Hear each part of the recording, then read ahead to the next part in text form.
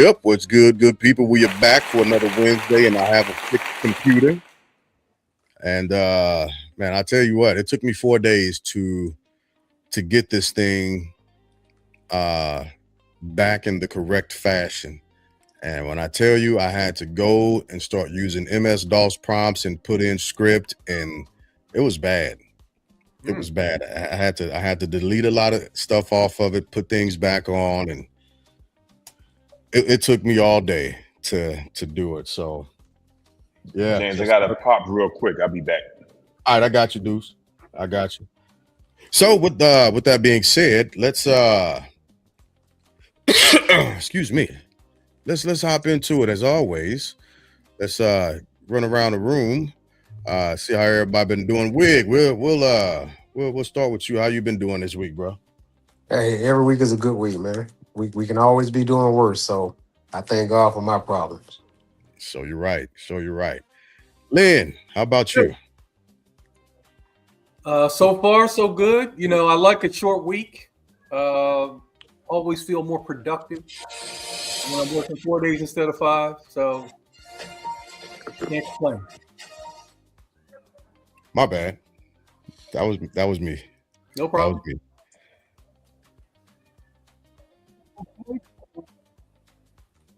All right, yeah. Again, still fixing my computer. Got some bugs to work out. My bad, fellas.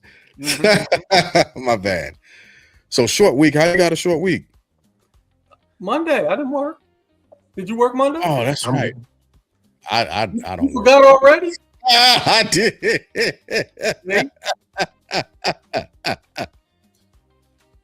You taking those dead servicemen for granted and win. Look at you. And they are part of what afforded me that day off. There you go. Hey, Glass, can you hear me? Yeah, I hear you. Okay, because I can't hear nobody else talking. Oh, so what you have to do is let me see if I can. I won't be able to do that for you. You have to exit off the main stage and then come back. Come back. Okay, I'll do that right now. Give me 1 second. All right. Yep. So yeah, I did take them for granted, and I can't even remember what I did Monday. As a matter of fact, I feel horrible about that now, man. But yeah, it is a short week. It absolutely is. What'd you get into Monday? Just relax. Just relax, chill. Hung out with my girlfriend. Okay. Life is good. Yeah, that's the way to be. Give me 1 second. Pull this one out, and wait. What? There we go. I got you, Wig.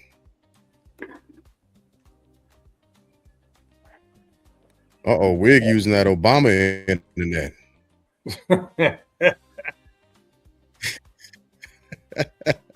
Woo. My man can't get a break. He cannot. That's wild.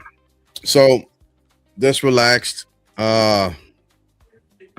And we are up to you. Rich, how has your week been so far? Let's get to it. Let's.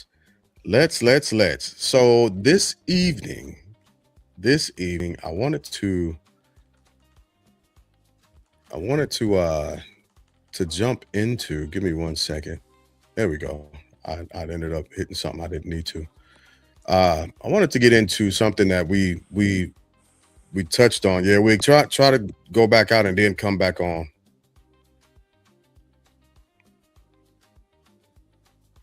Because I think he's hurting me too.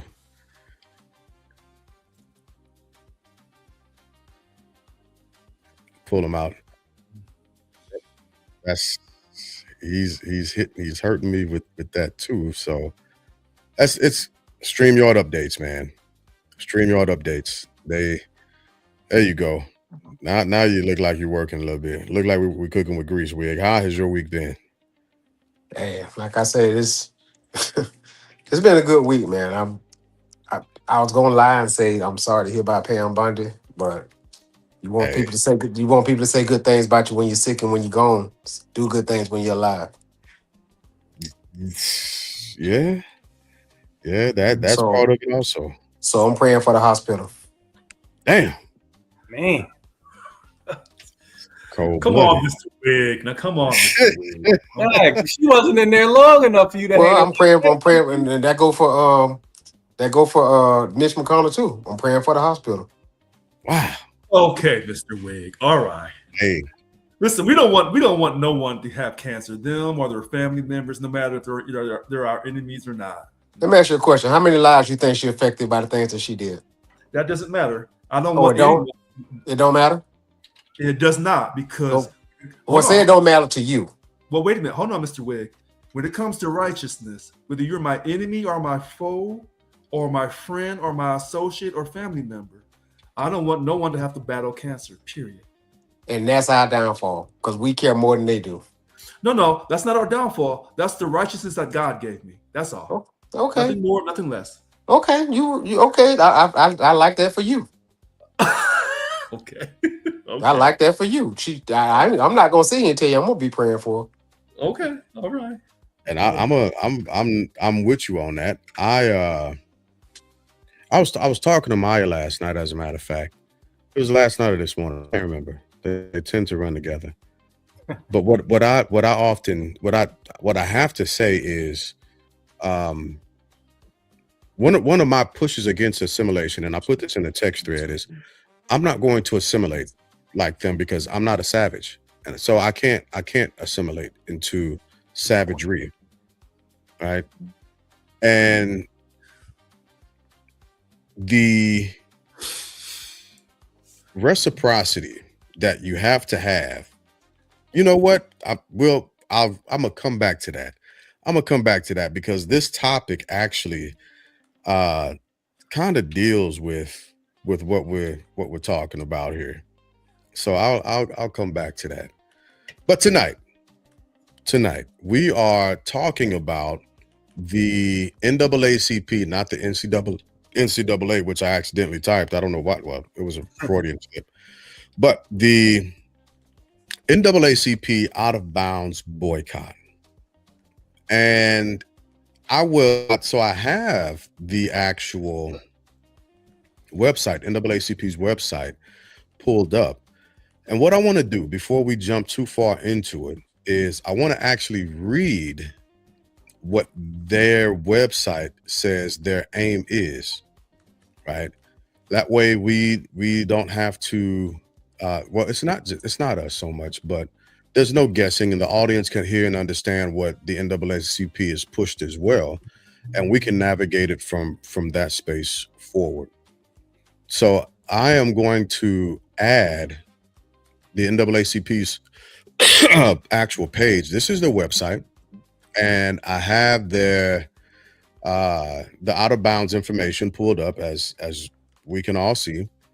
And going through this, what it does, first and foremost, when you go to the NAACP's webpage to look this information up, is it begins to give background on what's happening and why they're doing it. NAACP calls on Black athletes and fans to withhold support of public schools in states attacking Black voting rights. That is their lead in. The first paragraph begins to give background, and it's the for immediate release, and it start on May 19th. So I'll read this somewhat quick so we can get to the nitty gritty of what it's actually talking about.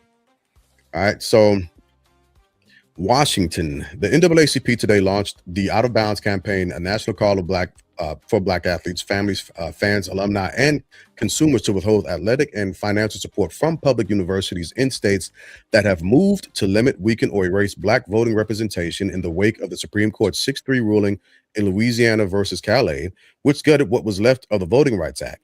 The NAACP identified 8 priority states: Tennessee, Louisiana, Alabama, Florida, Mississippi, South Carolina, Texas, and Georgia, and targeted flagship public athletic programs generating more than $100 million in annual revenue that continue to recruit Black athletes while their state governments dismantle the political power of Black communities. What these states have done is not a policy disagreement. It is a sprint to embrace Black political power, said Derek Johnson, president and CEO of NAACP.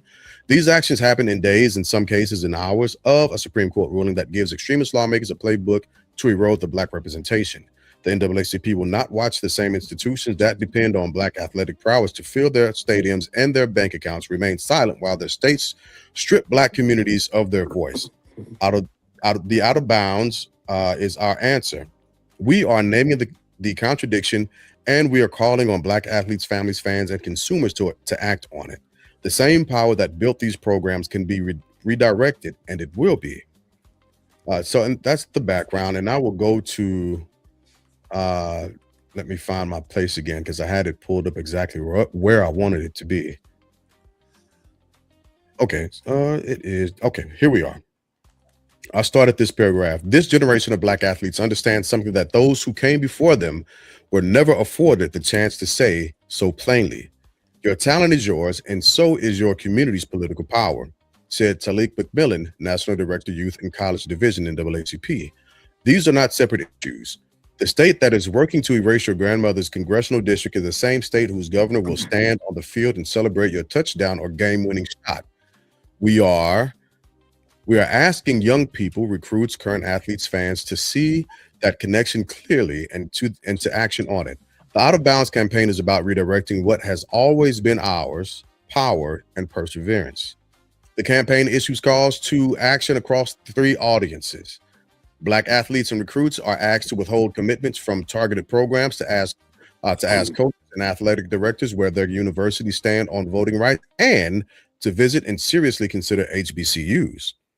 Current college athletes are asked to use their platforms to elevate the issue, to ask the institutional leadership for public statements opposing racial vote dilution, and to consider all available options under the transfer portal. Fans, alumni, donors, and consumers are asked to stop purchasing tickets, merchandise, and licensed apparel from targeted programs and to redirect that spending to HBCUs.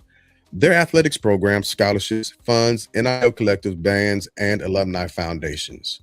The Out of Bounds campaign will remain in effect until targeted states adopt state-level voting rights protections, repeal maps that dilute Black voting power, restore congressional and judicial districts that reflect the Black population's actual strength, and commitment to transparent, community-centered redistricting processes.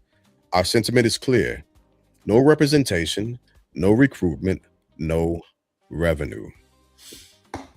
So that is the extent of what the NAACP is asking for when talking about the boycott, the Out of Bounds boycott.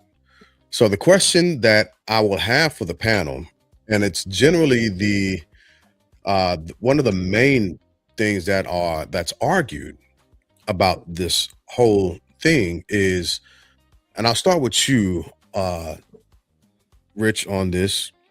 Should we be placing our student athletes in this position? I support it. And why? Well, if Black folks down south say that their voting rights representation is being diluted, other than voting, what other financial alternative do they have to fight these states?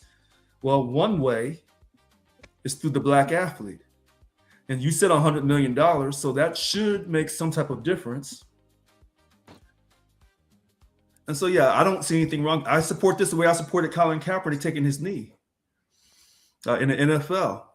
So I realized that he did not vote. But wasn't registered.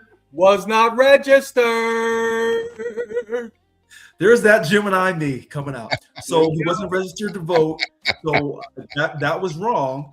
But his idea, his social justice movement or action of taking a knee, I support it. And I support those who don't want to stand for the flag, just like I support those who do stand for the flag, because that's your freedom of speech. And since the military has an agreement with the NFL to fly those military planes overhead of those games, and they have this agreement to play the national anthem, which I think is forced patriotism that should not be played at sports games because that's a recruiting tool for the military. Mm-hmm. Then, since you're going to force these NFL players into this situation, then they should have the right to say, no, we don't want to stand. So that was controversial when I supported that particular person of color. So me supporting this boycott may be another situation where it's controversial. I understand that. When I support Black Republicans, that's controversial. When I support Black folks who don't support the Democratic Party, that's controversial. When I support people when they say that marriage is between a man and a woman, that's controversial.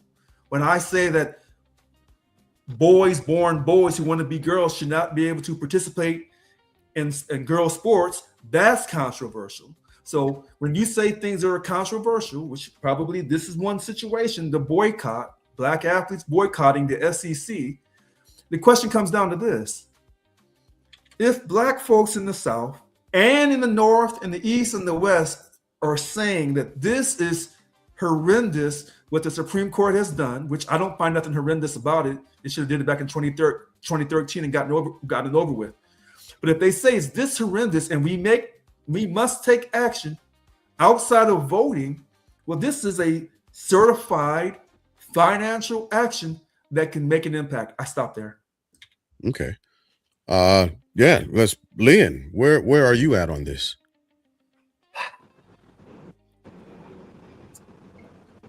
I believe that making young athletes that are only going to be able to monetize their talents for a very short period of time, I don't think they should be a part of this. And I posted in the group chat today the race between the old black man and the young black man, Mm-hmm. Al Green versus Menifee. Yeah. I asked you guys to look at the amount of votes that were cast. I don't know if anybody did that, but my problem is with registered Black voters that don't vote. Wait, Yeah. I have to ask a question. Yes. Between the older black man, Al Green, and the younger black man, Mr. Menifee, Uh-huh. what was the vote count? It was under 100,000. Okay. Now, the only reason why I interrupted you, because I was counting some other votes. And so when I was counting the votes, oh boy, I know I got it right here. I was counting the votes for the U.S. Senate, the Republican runoff. Uh-huh. Okay.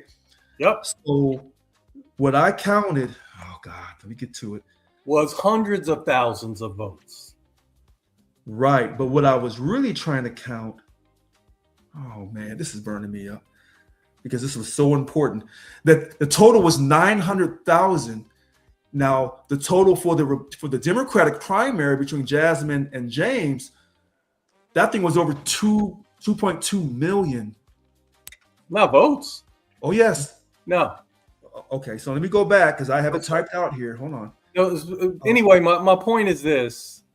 I can't, and Richard, you said this because we have to listen to the people who complain, who don't register, and of course, Lash, you can hear me? don't Yeah. vote. I can't. Is anybody talking now? Yep. Yeah. Oh, fuck. Yeah. Keep having to go. So you have Can you hear me? Can you hear me, class? register, Yes. and you I'm have gonna go out and come back in registered again. Black voters who don't vote. I don't know which is worse, but I think that's where the NAACP should be putting their energy, not on kids who have a small window to maximize and monetize their athletic talent. And see, you know what? Also, Richard, like you're talking about kids in the South, but there may be a kid from Los Angeles coming to LSU. He don't have nothing to do with New Orleans politics or Louisiana politics. He's there to play ball.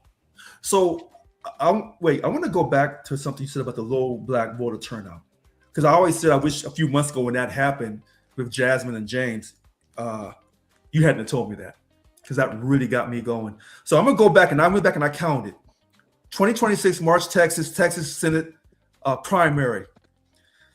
James Tallarico, 1,212,571 votes. Jasmine Crockett, 1,068,387, for a total of 2,280,958 votes in the Democratic, which is incredible. It's a great turnout. Even though I misheard your. I was thinking just the black voters. Oh, okay. So when I tried to go to Chat GPT and I said, because I couldn't find it on the internet, I said, how many registered African American voters are there in Harris County?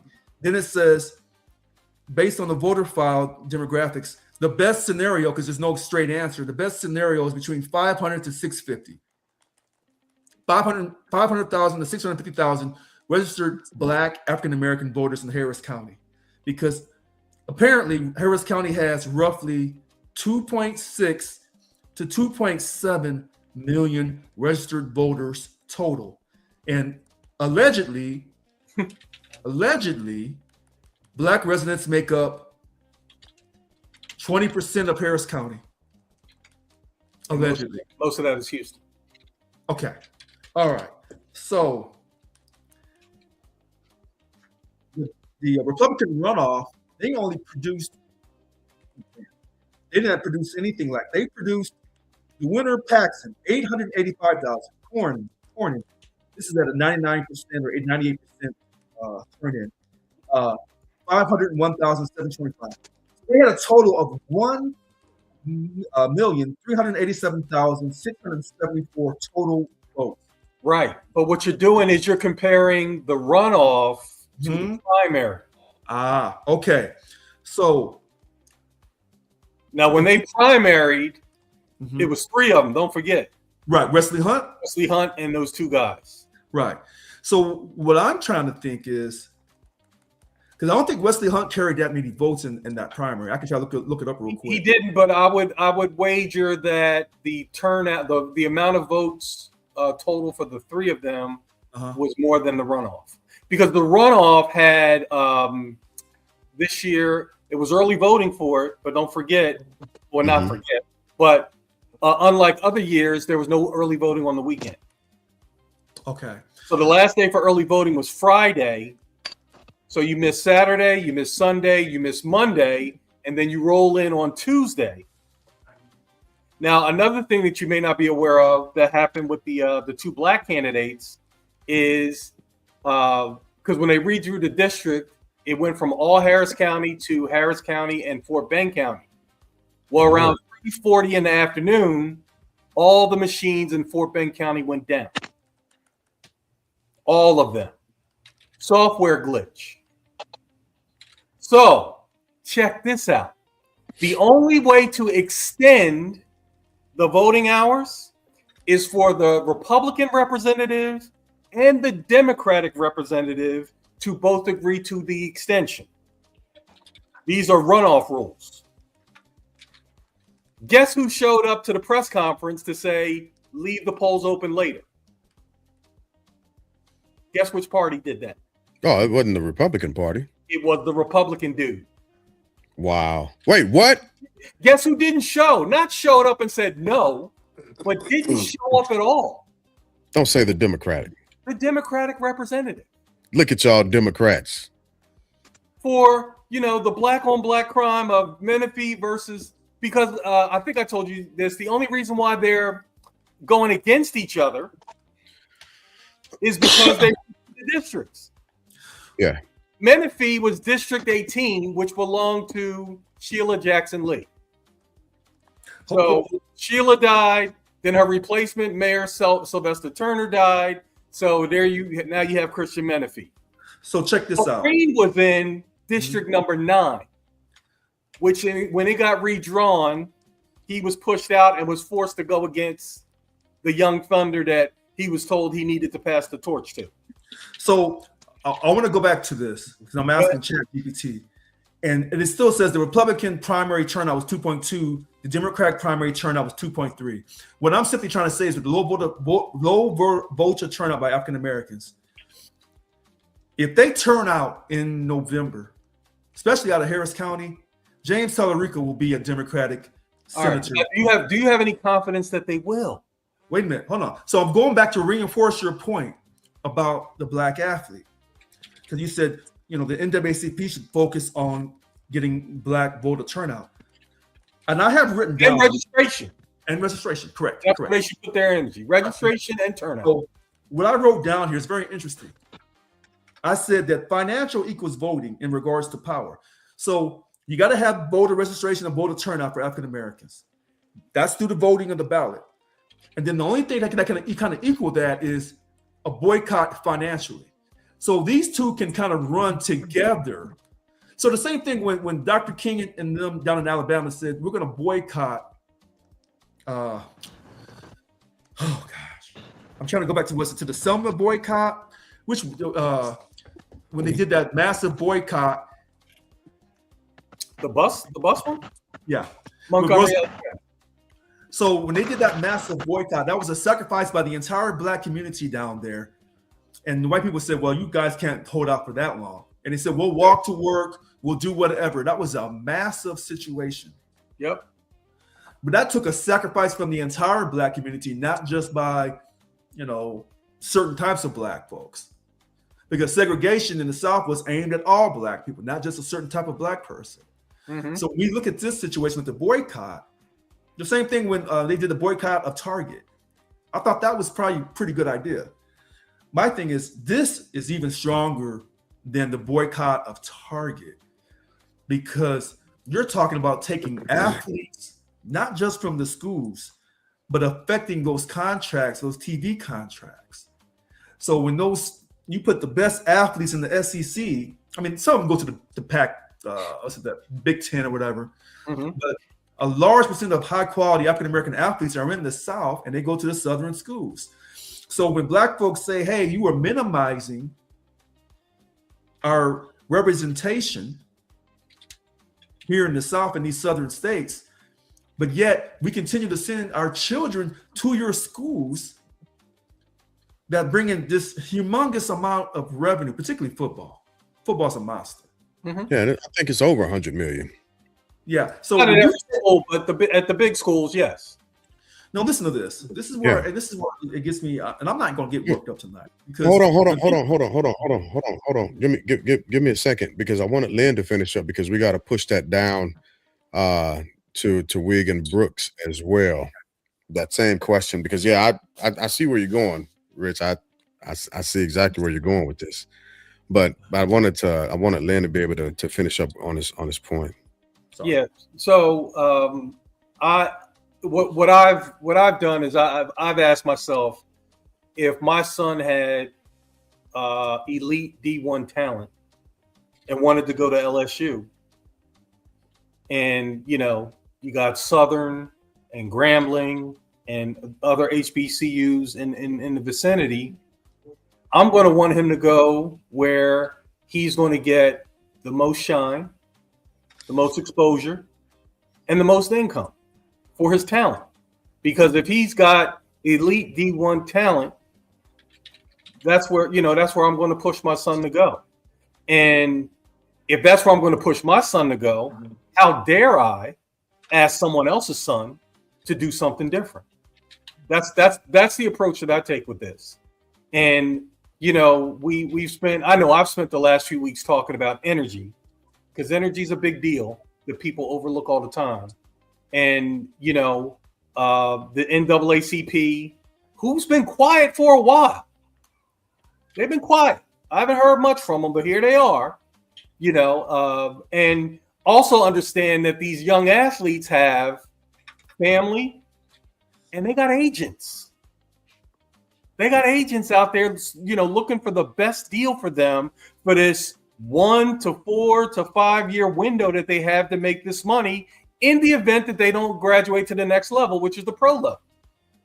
So, I feel like the NAACP, first of all, I don't think it would work anyway. I just don't. And Richard, to your point about the TV money, that money, they ain't not doing year-to-year deals.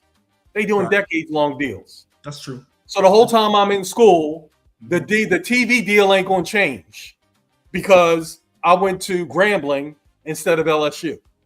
That's not going to happen. And that's the way each individual athlete should be evaluating this. And look, I'll be down for the cause after I get what I've worked so hard for the majority of my lifetime on earth. And so this is principally where I strongly disagree. Well, hold on.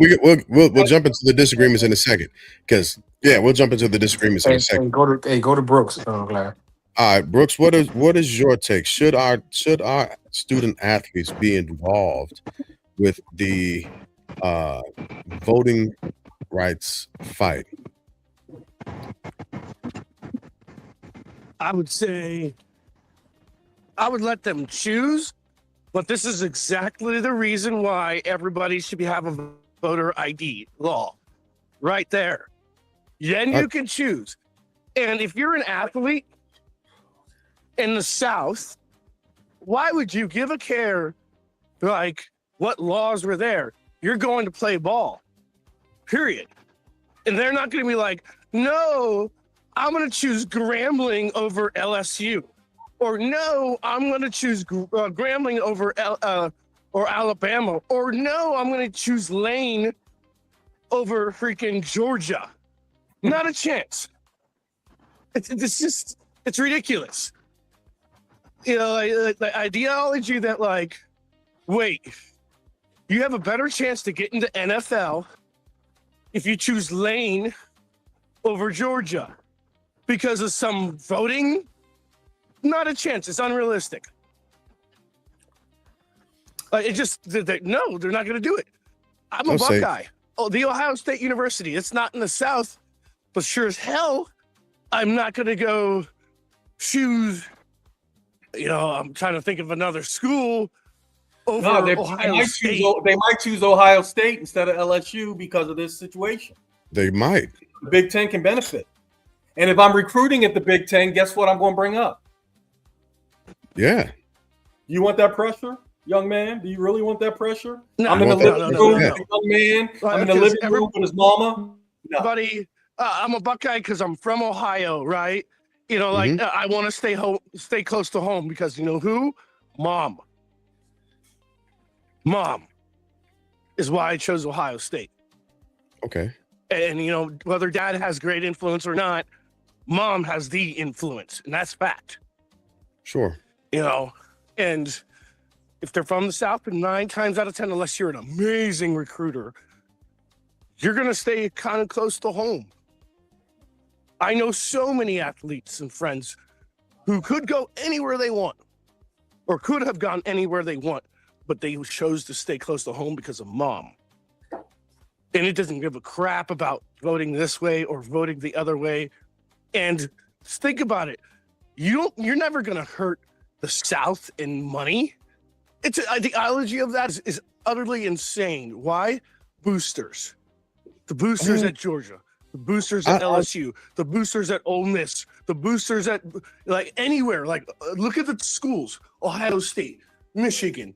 The boosters anywhere. Those big time programs. They got 20 millions of dollars. They don't like these kids know that. You're never. It's a machine. So what? It's a machine that's driven. The cogs are driven, the belts are pulled, the pulleys are moving because of black bodies. So it's absolutely a machine. And if you don't have those black bodies primarily, you don't have the money to drive that train. No. These boosters are old money. My bro, like these are old money. These are freaking 60, 70, 80, 90-year-olds who were like, hey, here you go, Buckeye. Here's $7 million. Make sure you have a decent program this year. hey, here's $10 million, Georgia. Here, make sure you have a great program this year. And they don't give a crap. So White, even black, all they care about is winning a national title. yeah, but if you don't have the star athletes available, but Jay have Glass, those good seasons. you only have we make this mistake, and I'm not just pointing at you, but generally, most black athletes in college football will not smell the NFL. Oh yeah, absolutely. So when you do the math, on the ones that will gives them the opportunity to get close, it won't. It won't. I believe, and this is from years and years of work at the pro level and the college level. It won't move the needle. Like I made the example with Ohio State versus Michigan. If you took all the black players off of both teams, they still gonna pack that stadium. Doesn't matter. They still gonna pack that stadium. Yep.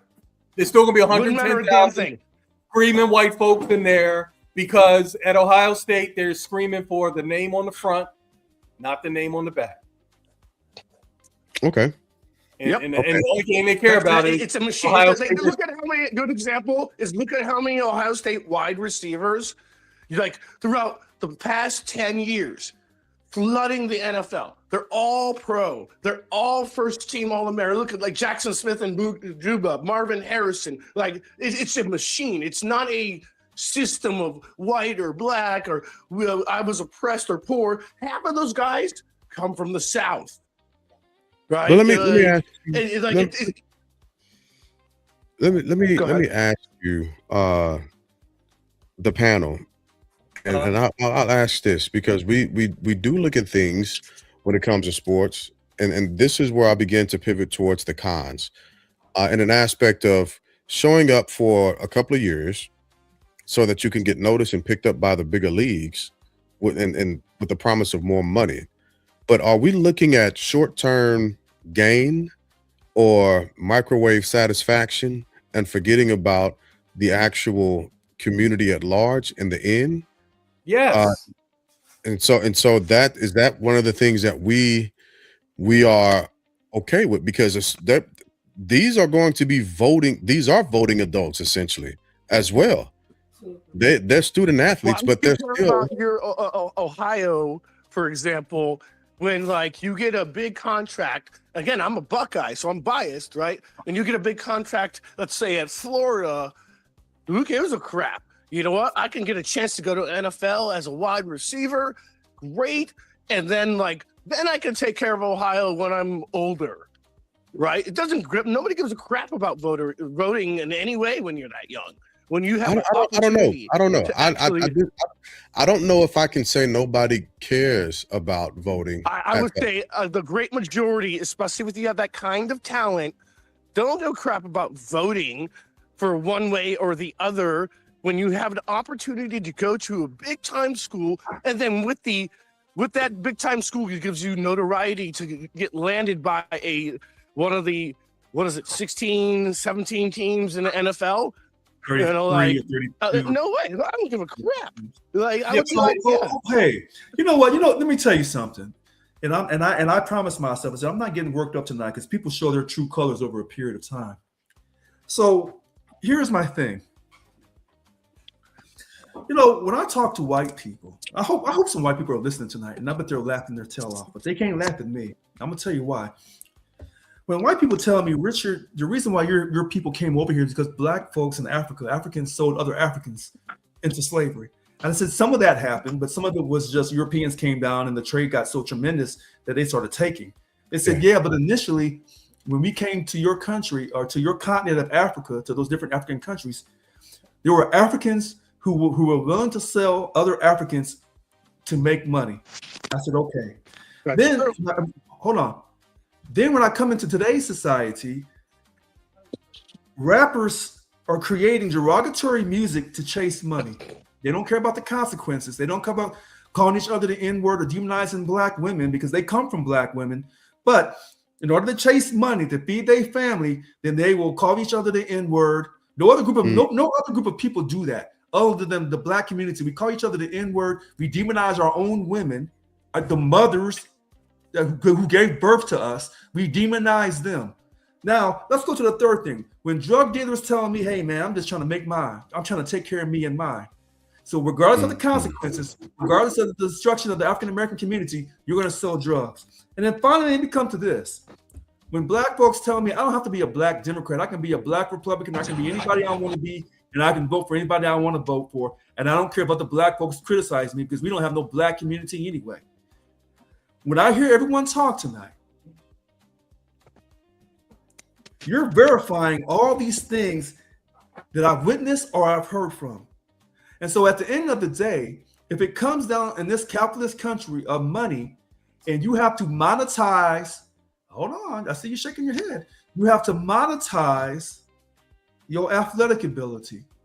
So when you have all these other black folks saying that you would even have this chance to go to these white schools, if it wasn't for black folks in the past going above and beyond to put you in that position, you're disrespecting your past. But you don't care about your past because your mother probably had you too young to begin with. And if I'm betting that you're growing up listening to rap music, then you're chasing short-term glory if you get there or not. But since you don't have no confidence in yourself anyway, the only thing that you can focus on, not on your intellect, not on your behavior, chasing through athleticism, when the white man's going to come down and only pick the very, very, very best from these schools, then put you in the league. And then when he puts you in the league, he's going to cap your money in the NBA or the NFL. And this NIL money that you're chasing, he's going to cap that money sooner or later as well.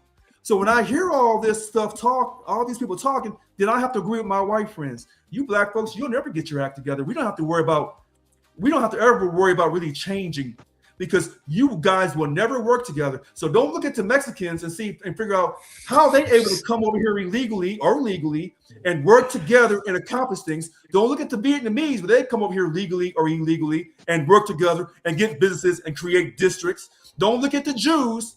Don't look at the Ashkenazi Jews and get mad at them. Because what you're showing me is you say voting is important. They're taking away your representation of your voting, which is probably true in these southern states, but you don't have enough togetherness, enough integrity to say, well, since you want to play this way, we're not going to send you our very best for this for these athletic programs. And then someone says, well, it doesn't matter if you send your athletes or not, we're going to still fill those stadiums. Well, then you go right ahead. But sometimes your integrity about when you say you are proud to be black, and that's why I say I don't support the culture, I support the community. But what I realize is even when I support the community, there's very few black folks. And as we say in church, in the black church, the harvest is great, but the laborers are few. I'm done. Are few. I'm Let the church say, snap. I think, like, in reply to that, you got to understand, like, all these athletes know, or all these, especially the young kids, grow up. I grew up in a football culture in Ohio. This is what you do. You go to Ohio State and you play football if you can. You know, like, that's pure. You grow up in LSU or New Orleans, you play football. If you grow up in Texas, you play football. You grow up in Georgia, you play football. You grow up in Alabama, you play football. Period. That's what we do. You know this what? Is not California. Bro. It was like come in, finish, please, and then I'd love to hear. Yeah, just like this is the culture you grow up. You grow up being born, and they put a Browns hat on you. You grow up being born. You put, like, that's the way it is. They put a Buckeye hat on you. Like, this is from jump. Like, the one thing I was asked not to do growing up as a kid is go to Michigan. Period. That those are the rules. But like, the rules, those are made up rules, though. That's programming to the next level. And let me just say this. Yeah, but like respect culture, that is fact, that is truth still. But look, listen, I think the bottom line is, if the NAACP is stepping in to boycott this, they're sending a strong message that, yes, the people that are potentially in a star platform have to say, hey, please don't do this to the culture, the voting rights, are being taken away, representations being taken away. And yes, football, sports, I believe, have no realm in politics because once you do, you get reprimanded. In America, we love to talk about freedoms, but it depends on who's talking about those freedoms. If it's me being a Mexican talking about Mexican rights, nobody cares. Why? Because we've been here for before America began. Like we've been here. But then again, we have this propaganda wheel trampling our culture. You guys love Taco Tuesdays. Sell a taco for $5, but as soon as you want to make a deal with a Mexican, you want to cut the rates to 50%. So there's an underground cultural racism that sucks. And let me just say this about football. Football is the worst sport to put your whole body into it because if we know the NFL, and I'm going to say this respectfully, they don't back up their players. They chew them out and they treat the players like garbage. They average 3 years max, and it's a fallacy. If you really want to talk about the sport of America, we want to talk about baseball. Baseball is where the money's at, and it's a harder sport to get into. But the college people that go into these big schools, and let me finish this strongly, they are not going to want to talk about politics because it's already hard enough to get into those colleges. The competitiveness to get into those colleges, and you even said it yourself, it's a program that you get into and you have to live and die for that program. If the university doesn't want you to stand up for certain things, you're not going to go against that. So it has to be the whole people that stand behind the sport. And the large basis of the sport is African Americans. You see the on TV when they say where they come from, and they're very proud to say their school system. But that school system is based on politics of voting, where the money goes to, so where it gets spent. When was the last time you saw an athlete talk about a political thing? Did they win in that political They're not going to subject? do it. No, In 2020, they're not going to do it. Nobody. there was in 2020, there was a young. Hold on. I've been listening. Hold on. I've been listening. Hold on. In 2020, there was a young player in Mississippi that refused. He refused to get on the field and play under the fucking Confederate flag. And he won that. Mississippi had to take the Confederate flag off of their state flag because of that one young black player. It is possible. Jay Glass, what's his name? Absolutely possible. What's his name? Let me look it back up. See, the fact you're going to look up his name is my point. I just seen that this today too, article. The reason why I'm looking like, up the name, it's just, Lee, hold on. You ain't gonna monopolize the conversation. The reason why I gotta look up the name is because I switched focus and I started looking at the different ins and outs of the actual NAACP's asker, their driver. And I started looking up different other things like, is it worth the community asking our student athletes to make this sacrifice? Is it not? Have we done this in the past? What have the outcomes been? But in its totality, looking at it and understanding this in a shape and fashion of a war, which has been, do y'all like, this is the shit that's real. They've been planning this moment since 1861. Since Alexander Stevenson wrote the cornerstone speech and wanted to hurl our asses and keep us in a form of slavery and servitude to never be able to own our own destinies, if we do not figure out how to own our own financial freedom and take control of our financial issues, they will always be able to say what we can and cannot do. This would be a very small sacrifice. If we're not there, the money isn't either. We've had the children marching armies. We've had younger students that have been on the front line of getting different rights for older adults. I don't think it's too much to ask for the community at large to take a step back, even if you just participate for a few months and say, hey, if the South is going to rise again, by all means, let them, but they're going to do it without us. When we do not cohesively move together, be it agreeing or disagreeing, be it some people getting their money, I got to get mine, so get yours, they can always control the shape, the scope, the variables of the battlefield. They'll always be able to control the outcome of the narrative. If our hopes are always built and based on, I got to make my money first. Wait a minute, hold on. I put the name of the person in the private chat. His name's Kylan Hill. I'm gonna take that point. I'm gonna take that point and go a step further. When I hear a person of color, African American, tell me they got to get theirs first and take care of their family, then that tells me that even if you are chosen to make it to the NFL, you'll never come back and live in the Black community and spread that money.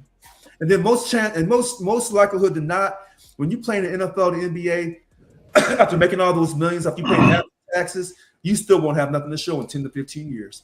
So when white people ask me, Richard, with all these Black athletes making all this money, why isn't the Black community improving?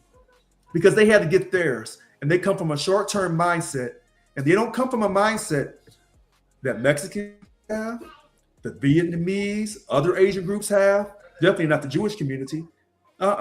Because that was stripped of us when we came over here. And that's why that particular slavery was so horrendous, and why the United Nations took that vote at the request of, I think, the president of Ghana, that was the most unique, horrific type of slavery in world history.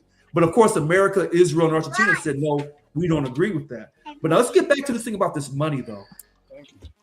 There was a Black man who bought that time slot, Byron Allen, after the man, bump Byron Allen, man. I'm sorry, I didn't mean to interrupt. I couldn't hold that one in. My apologies. I'm with him. Bump Byron Allen. Okay, so hold on. Wait a minute. I agree with you. So what I was getting ready to say is when he was on the Breakfast Club and they were asking them questions, it's all about the green. And I'm like, you're an idiot. It's not all about the green, because if that was the case, they would have left the Black folks alone in Tulsa off of Greenwood, Archer, and Pine. Okay? If that was the case, they left the Black folks alone in Harlem when they had the Harlem Renaissance going on. So anytime Black folks in this country from the past work together and establish a strong Black community, either they were raped, destroyed by the Klan, the government came and tried to destroy them. Look, when we had Black folks who were not chasing money, the last group of Black folks who were really like that were called the Black Panthers, and you saw how they got taken apart. Okay? They got taken apart because they had a stance. They were principled. Well, how you look at my Black ass? Why aren't you back up there over in the Union? Because I had a principled stance, had nothing to do with Black folks. I was fighting for white people. They ran me out because I was principled. So in this country, you cannot be principled. And if you are, you'll be removed. You can ask the Kennedy boys. You can ask Malcolm X. You can ask James Medgars. You can ask Dr. King. These people were removed because they were principled. They were challenging the status quo. So when an NAACP says, look, we're going to challenge this financial power over the Black athlete, and then the Black athlete says, well, look, I got to get mine. I don't have so many years of athletic ability, and I've worked my whole life because I wasn't taught about going to school to be smart like Mr. Lynn Medeiros. I wasn't taught that. I wasn't taught to go in the military like Mr. Glass or Deuce. I wasn't taught that. I'm not Mexican. I don't have family from both sides of the border. I can't say I was here originally unless you're some Black people who say that we were here before the Mexicans were here, before the Native Americans were here, because you have some Black folks saying that. So when you're a Black athlete, if you don't hear any of this because your mother had you too young and you grew up listening to rap music that promotes a short-term mindset, and every fourth word out of your mouth possibly is the N-word at another Black or maybe a white person or a Mexican or an Asian, you may be singing a rap song with them. Probably. I think the really greatest example of this generation has seen is Colin Kaepernick. Somebody mentioned it earlier. He stood up for what he thought, and how did that help him? He's gone to the NFL for what now, 12 years, never to be seen again. No team will take a chance on him. Wait, I got a question. No I got a question, bro. Hold on. He's out. hold up. So how should we protest? You can't. You shouldn't. What? We shouldn't. What? We shouldn't protest. You shouldn't. It's You, just Who should protest? you can't protest if you really want to you play can against. have your views and you can tell your views with your friends, but you're not No, going to Wait, take are you? Wait, hold on, knee Brooks, on Brooks, the Brooks, Brooks, field. Brooks, come Are on, you, bro. Well, Brooks? I try to be. I try to be courteous. joining I try to us? be courteous on here, Are bro. you Seriously. playing with us, or is this like your honest to God take for like how people should do it? Like if they don't agree with Okay, here's something, you what I'll saying we say. shouldn't protest? Like, You messing I up think my you high. should stand up for whatever you believe in, for sure. But the last Fucking up example my high. of That's what somebody you're of doing. note, right, a big time of note, who on the football field protested, Fucking up look my what high. happened to him. And nobody says a thing. I You will can't- Nobody agree with talks Lee about on this point. Kaepernick anymore unless it's I in will- passing I will- conversation or this kind of conversation. Look, I will agree with Lee on this He's point. gone. And Protesting has and lost like, its power. the young person, you know who Colin Kaepernick is, and you do not want to face that kind of scrutiny because it's about your money that you can earn Hold up. as Hold a up. Hold up, youth, bro. going Hold up. through college, now for NIL, and now going through the pros if you get lucky to be chosen on a team. So we should just accept. We should just accept what they're giving us, right? During Yeah. San Francisco. No. I'm asking. Should we just accept what they give us? I disagree with that. If you got- blunt if you- ideology. Wait. Oh, hold on. I'm sorry. I'm I sorry. disagree with that blunt statement. You gotta but I'm let just him giving you the answer example. the question. You gotta How let she him want me Makes to answer say the the it? whole question. generation hesitant to do anything No. because of that example that happened. Come on, man. I know you ain't I serious, said, man. You took them edibles I too. disagree with that Hey, blunt. listen to this. Listen to this. ECAS producer about the Democrats having paid protesters. That's true. Ah, come on. And the Republicans have paid protesters too. So, but Liberty Twitcher. So here's the remember I got at Liberty Twitcher a few months ago. I was going at him because he won't tell us who he is, but I think he's a white man. But I could be wrong. So now he's saying celebrate player achievement. Don't expect them to carry your water. So listen to this. This is where this particular white man, he's kind of right. So when we don't stand together on anything, and we said we have to go get ours to take care of our own individual families, that we are not part of a community. If that's the culture that you're preaching, then Liberty Twitcher can come on this black show. This is a black man that runs it, that owns it, and he can come. Yes, you hated me and hate me. That no, I don't hate you.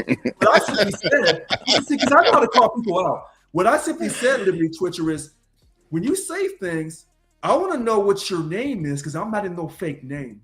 So you could be anybody, Liberty Twitcher. Yeah, you could be part of the Aryan Nation. But all I want you to do is say your name, come on here, and then let's talk about. Okay, maybe you're black. Maybe you're a black Aryan. No, hey, yo, it's a lesbian, dog.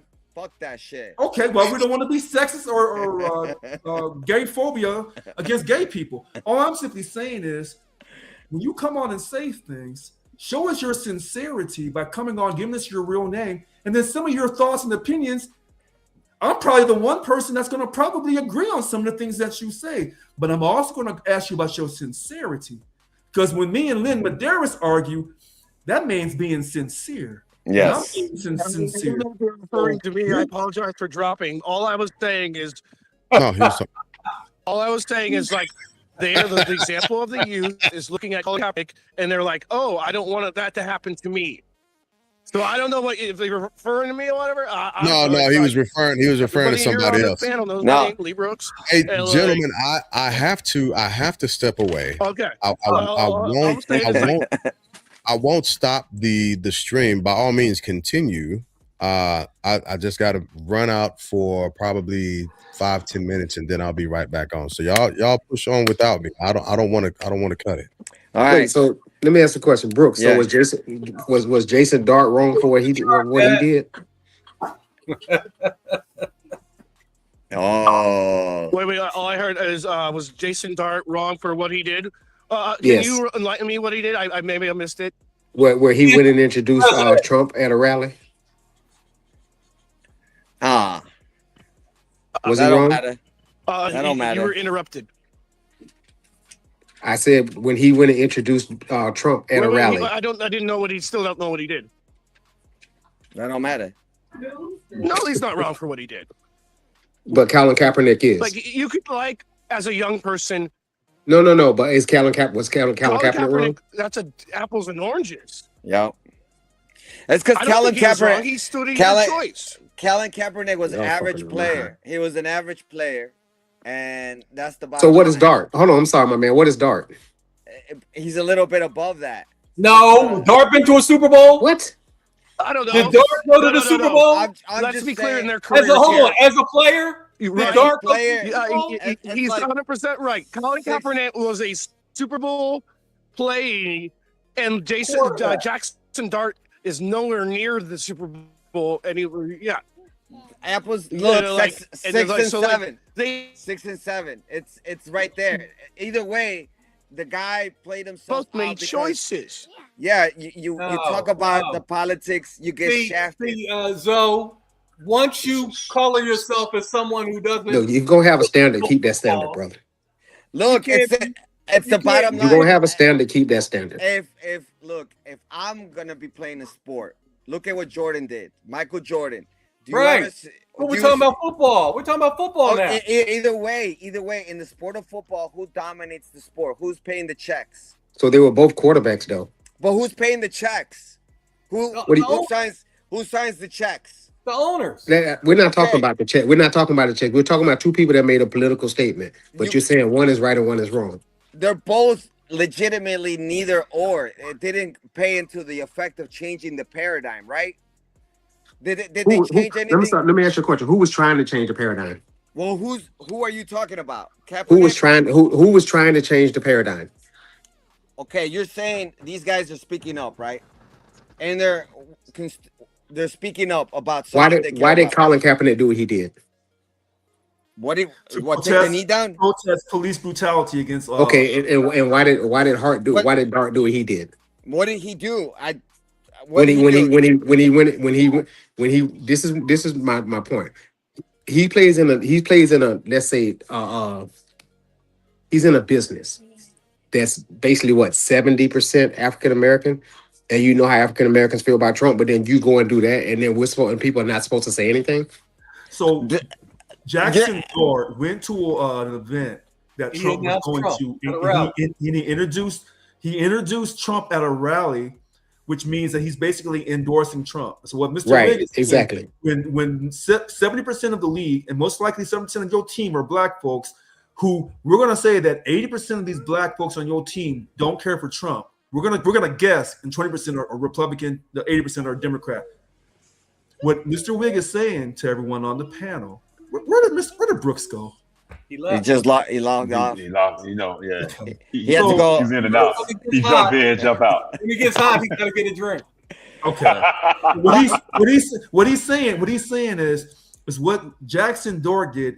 Is it comparable to the same thing that Colin Kaepernick did when all he did was take a knee at the national anthem at the beginning of games because a veteran, Army veteran, told him, "Don't sit down. If you're going to do this, can you please take a knee?" So he did what the Army veteran asked him to do by taking a knee during the national anthem to protest against police brutality.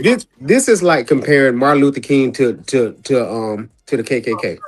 Okay, but what I'm saying, okay, I hear you and I respect that. Okay, but what I am saying to you is the domino effect swaying?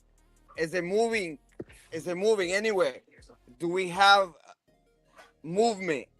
We understand the police brutality is terrible, but has it shifted anything in the conversation? The conversation right now, I believe, even I live in the city of Chicago or near around, they don't really talk about those things because we live in a democratic system. The Democrats run the show. So I am saying to you, if you want to speak against the right, the conservative, the Democratic machine isn't doing good in their sector to say contrary. I'm good. You know what I'm saying? O sea, like me as Mexican, we get shafted either way by all politics. Even we voted the president right now into power. There's so much numbers that people voted for Trump because we got into this whole Trumpness situation. And now that everybody's paying like everything's super expensive, we forgot that the homie was talking for the super ultra rich. Greed has taken a toll on everybody. So right now, let's bring it back. I do believe the NCAAP is doing the right thing to bring consciousness into like this system, because we are getting shafted. Everybody is getting shafted somehow. The minorities, if you have a special skill, but you're still a minority, try not to speak against the paradigm or the people that's in power, because guess what? The people in power are always going to be the old system. Now bringing it back to why this whole system of voting is bringing into place what James said right now, the cornerstone speech. We're not supposed to have any kind of power under the system that we live in. If we did, then we would have total freedoms, which we do not. That's why we have lawyers on top of lawyers on top of lawyers. And the sports system is a special program. Either you're in it to win it for somebody, because you're not there because you're pretty or you're awesome.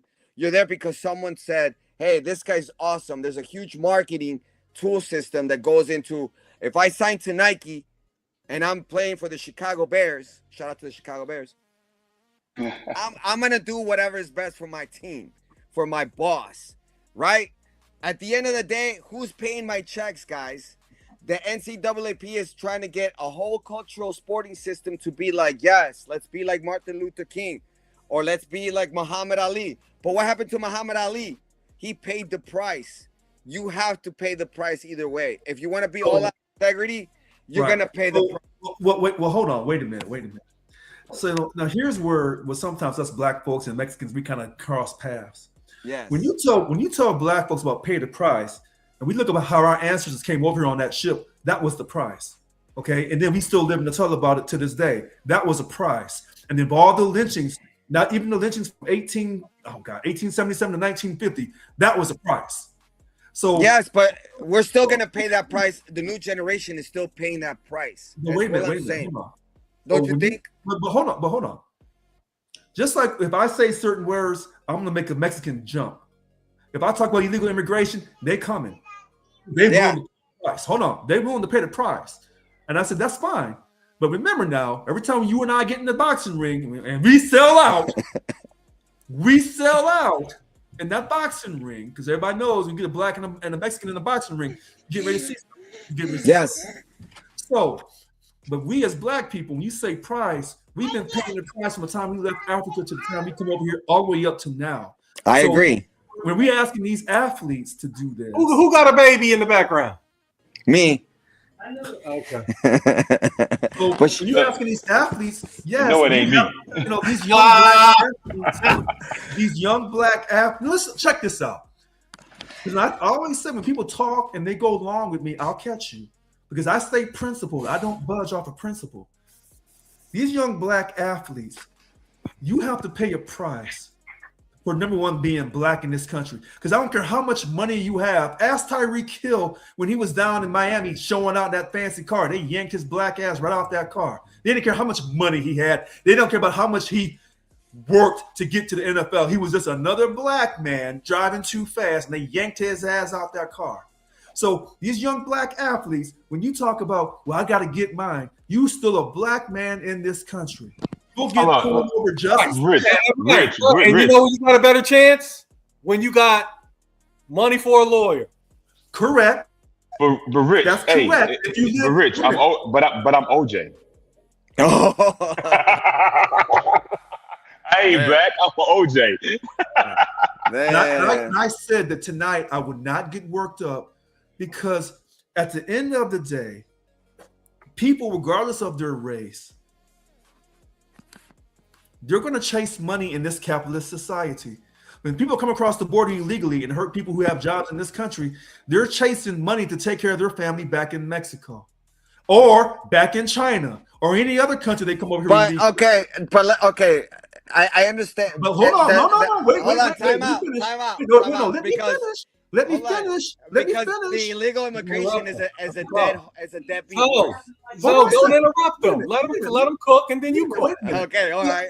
And I sat here a few minutes ago and said, "Oh, I know how to say certain things to make you jump." Okay. When it comes to money, but All wait right. a minute. What All I'm right. showing you is when these young black athletes are upsetting me, even though I already know where they're coming from, they'll never really amount to anything long term because their environment doesn't produce long term success. Now, that takes something out of me to say that against my own black boys and girls. That hurts me that I have to say that. Because when the white man says it, he says it because of his racist tendencies, because he's deeply prejudiced and bigoted against black folks. But I when agree. I say it because I'm hurt. But when I have to take that comparison to those who come across the country, maybe from Mexico or Guatemala, because they're chasing money to take care of their families, and they don't care how they do it. If they have to come over here illegally, then that's the listen to me. That's the price they have to pay. Even those from China and those in the Far East, when they come over here illegally, and it's always kept secret. See, I'm hip to that too. Okay. Okay. Okay. All right. All right. Go Here's my rebuttal. ahead. And thank you, Richard, for keeping it real, keeping it 100. I do believe. Look, we have an advantage now more than ever than our past generations to push through that ceiling, that invisible ceiling that we all have come to grown. These traumas or these things that have happened, and the pie is still gonna happen. But here's like for me, for instance, once I knew and I figured out that I got what it takes to do something that separates me from the crowd, that or lets me know that America has done something special. And I think a lot of these young folks have done something very special, and it takes a lot of good decision making to get to that platform. I do believe they have to speak with an eloquence, a grace. For instance, somebody that spoke with a great, tremendous eloquence was Jim Brown. Now, we're talking about a social leader. Watch how Jim Brown spoke or how he used to speak. He spoke with a tremendous vigor to, yes, speak truth against power without him losing any of his trajectory. Who else would be somebody there? Bill Russell. Bill Russell. Roberto Clemente, right? Okay. Yeah. These are now talk about things that were difficult. He was a Hispanic, Boricua, Black, Hispanic. He filled all the gaps, but he still managed to reach back, right? And I think if you really want to make a movement strong, take Derrick Rose. Derrick Rose in Chicago, he's bigger than Jordan. A lot of people don't understand that. Why? Because the block, the hoods got his back, and he reached back in silence. And sometimes that's the best way to do things, with the hidden hand, because the haters are going to hate. And when you're in the special platform, you're going to have more hate, which is what probably makes you famous. Hence why we look up to Jordan so much, because Jordan did something, for instance, I believe he did something so great, and we took it for granted, and we still haven't seen something like that. Look at what he did with NASCAR. How did he hurt NASCAR? He beat them at their own game. He took them to court. I don't know if you guys are aware, but he basically did something that no athlete has ever done.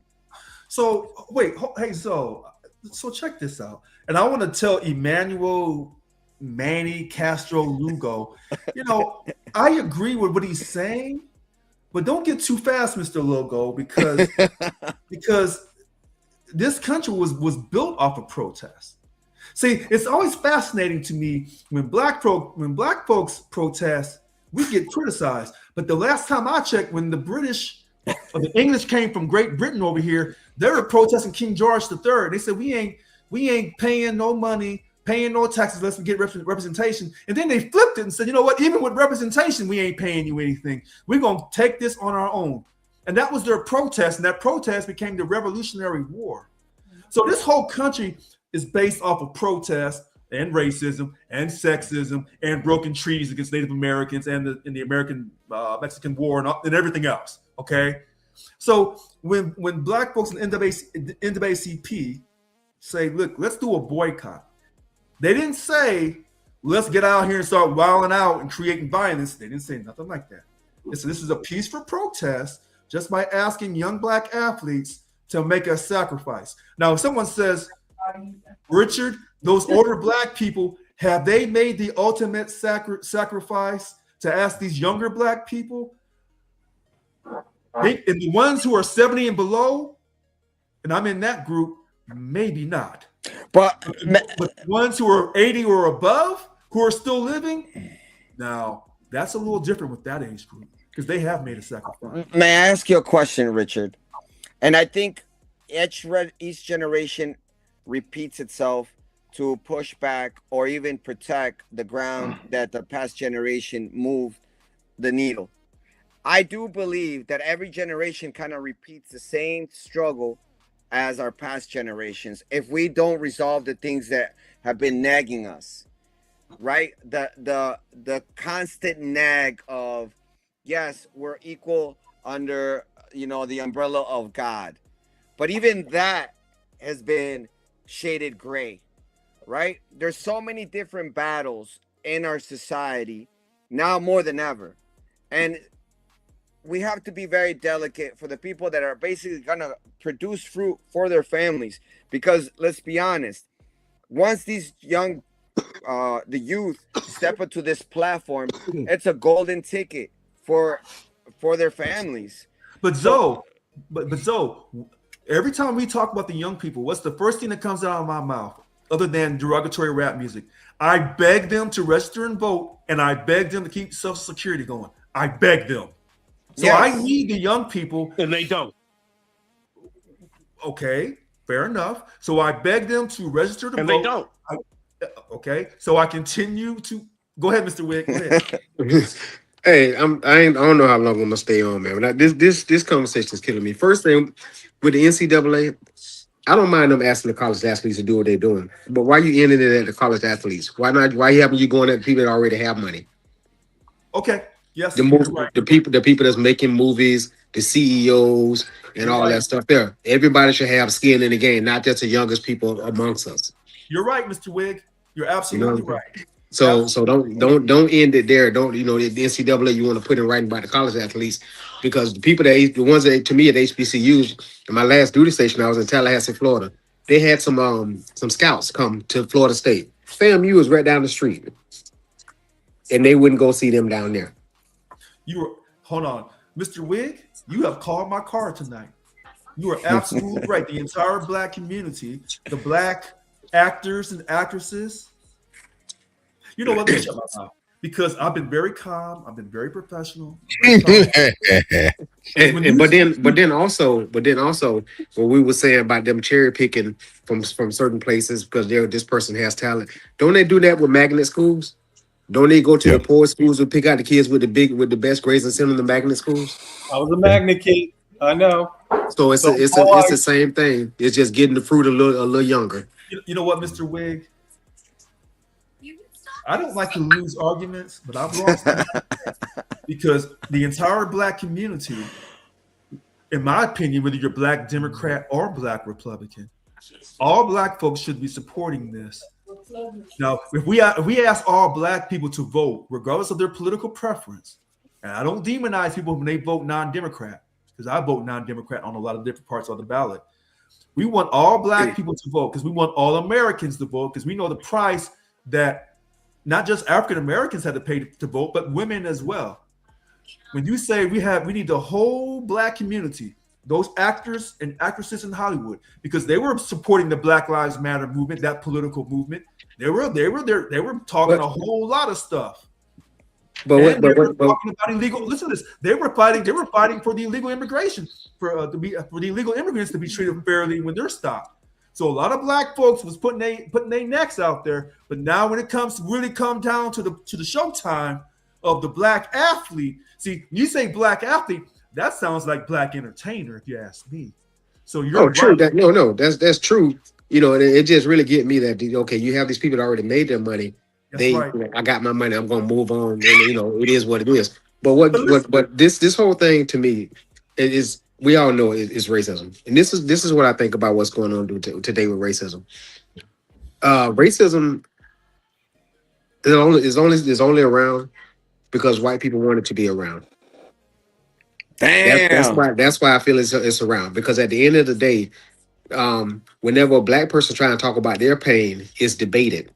But whenever a white person feel uncomfortable, it's an emergency. Mr. Wig, so it appears to me that you must have hit the right ganja tonight, because you on fire. Listen to this. I want to go to what Emmanuel Manny Castro Lugo said about Damn, Manny. do it with your work as you should. They didn't need to give a shit.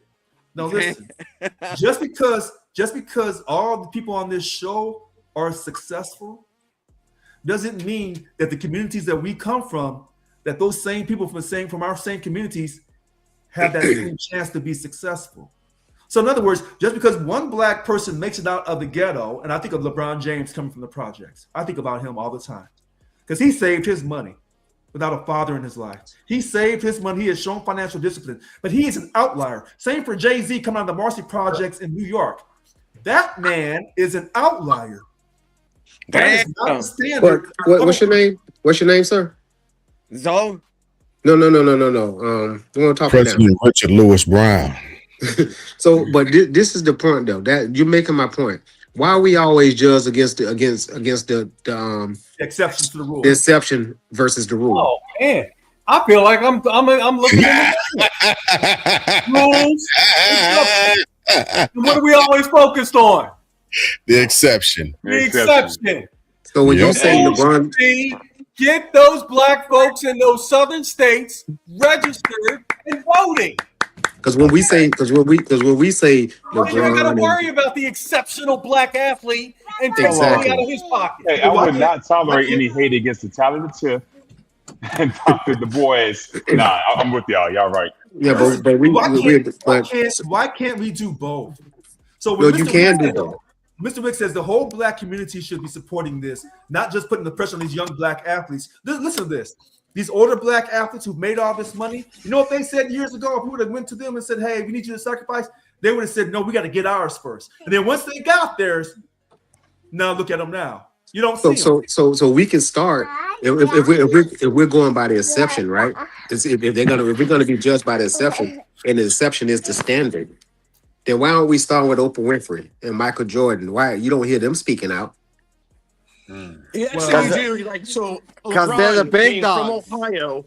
Throughout his whole career, is always like, "Hey, register and vote." Throughout his whole career, I'm from Ohio. I've watched him like grow up in Akron. I'm from Cleveland, but he's from Akron. Like Oprah, throughout her whole career, was like, "Vote." Like, you know, everybody, like these three individuals, exceptional individuals, are always like, "Vote." And that still the youth does not. That's not on them. That's on individuals. Brooks. I think your name Brooks. Brooks. Here's the deal with that. This is what I think. Democrats have to be just as ruthless as Republicans, and I'm gonna tell you why I say that. Last night, the Republicans voted in a guy that was impeached by their own party. Yeah, Paxton. Yeah. This guy, he's the poster child for the worst politician in the world. But they didn't care because they didn't care. They cut their nose off to spite the face. Well, Mr. Wig, if you remember back when Mr. Combs was going to trial and black like throw him underneath the bridge, and I said, well, wait a minute now. Let's hear the evidence. Let's weigh the evidence. And after I heard and weighed the evidence, I said he's innocent. No, black folks jumped on me and told me what? of the Did charges. you see the video? Because I think old boy behind bars, right? Okay. I think you're behind bars, right? Oh, Mr. Wig. What And they called him innocent. Yeah. Without even paying attention to Here she comes. See, look. Now I gotta move over. I called the boss in. Called the boss in because you was loud with the BS. This is what happens, Mr. Wig, when you make the point that Mr. Paxton was impeached in the Texas by his own Republicans, but he was exonerated. Can I make a note? Oh, it was Trump. That don't make it right. Hold on. 16 charges. no convictions. Yeah. You know why? Because I sat here on my computer with all 16 charges, like a bingo card. Mm. And to get him out of there, he only needed one conviction. He went 16 for 16 acquitted. Bingo. Yeah. But that's my point as far as Thank you. us. We're willing to we want to keep playing by the rules. That's why when I started out this conversation, when I said I was praying for the hospital. Yeah, but MAGA put him in there last night. That was MAGA. Hold No, on. it was, but if Trump had went with the other guy would have won. Yeah. he probably would have, but that just Cornyn voted with this guy 99% of the time, and he still crapped on him. That's Yeah. right. You know why? Because when Trump was feeling the heat, Cornyn was silent. That's right. See, when you make the deal with this dude, this orange fellow, you got to be with him through thick and thin, Yeah, And- and especially when it gets thin. So you know what? That's all he's Damn. doing. You know what, Lynn? Hey, Lynn. But that dedication only go one way though. No, wait a minute, you gonna but sit Lynn, in the corner Lynn, with your but dragging Lynn. the girl and beating in the hallway Hey, innocent. but Lynn, listen to this. If you were tried for something, Right. now I'm a registered voter in your county, and they call and they say, "Well, when would you come down here?" And then you got selected, so we're gonna see if you can get through the volunteer to be picked. And they say, "Do you know Mr. Medeiros?" No, I don't know you, because I don't know you.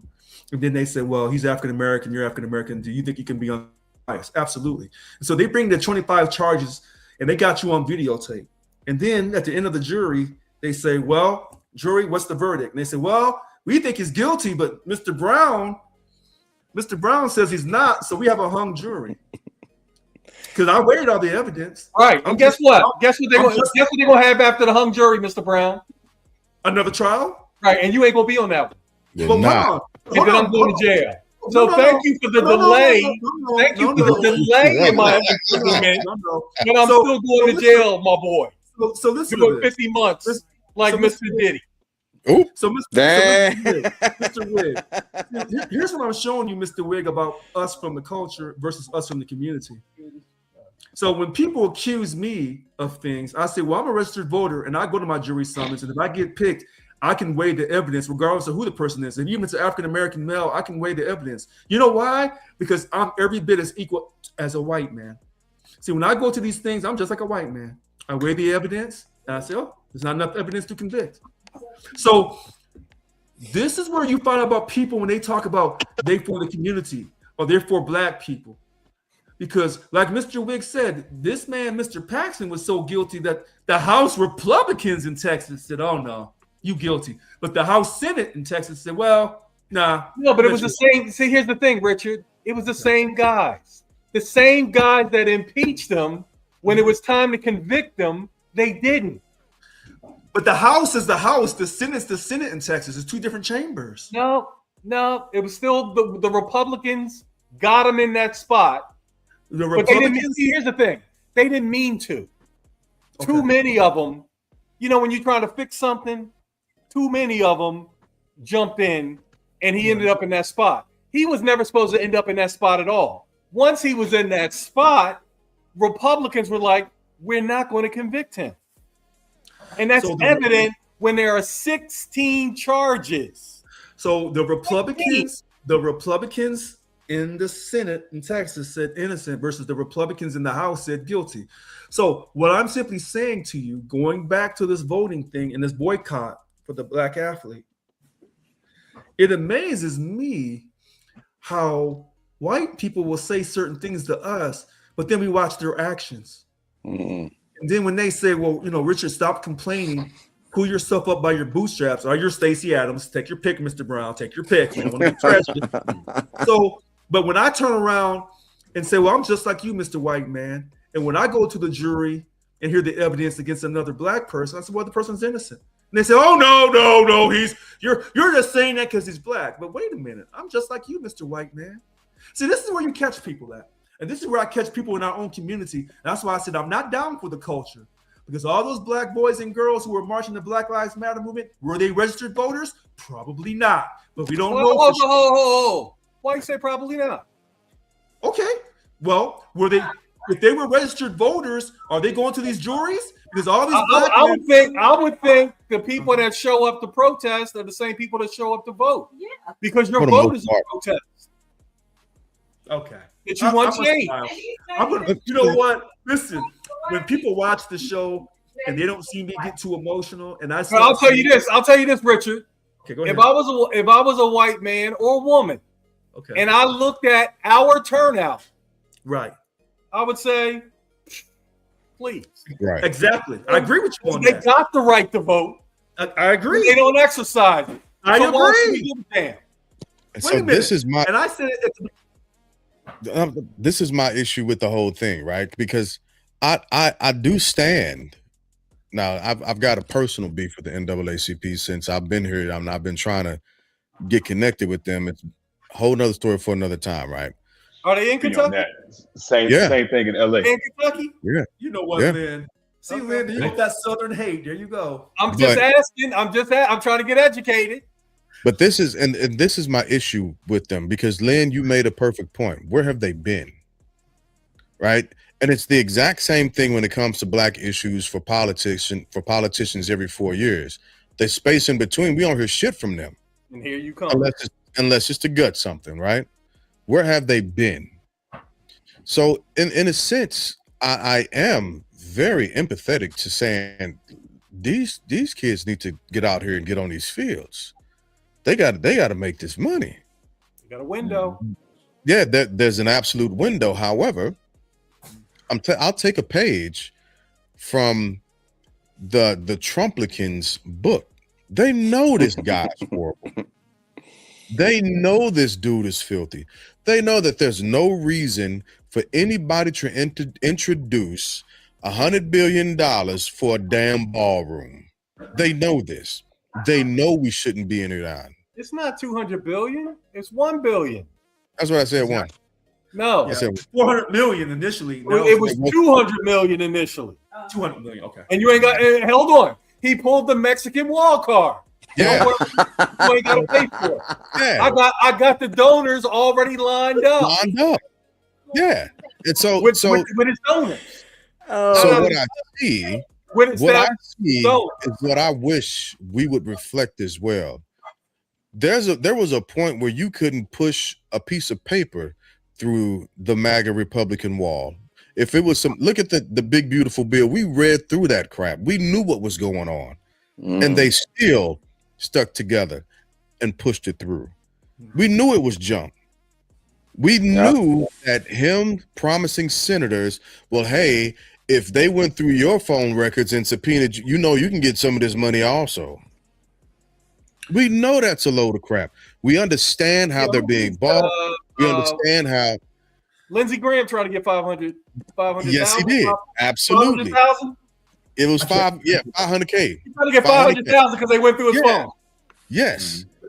We know.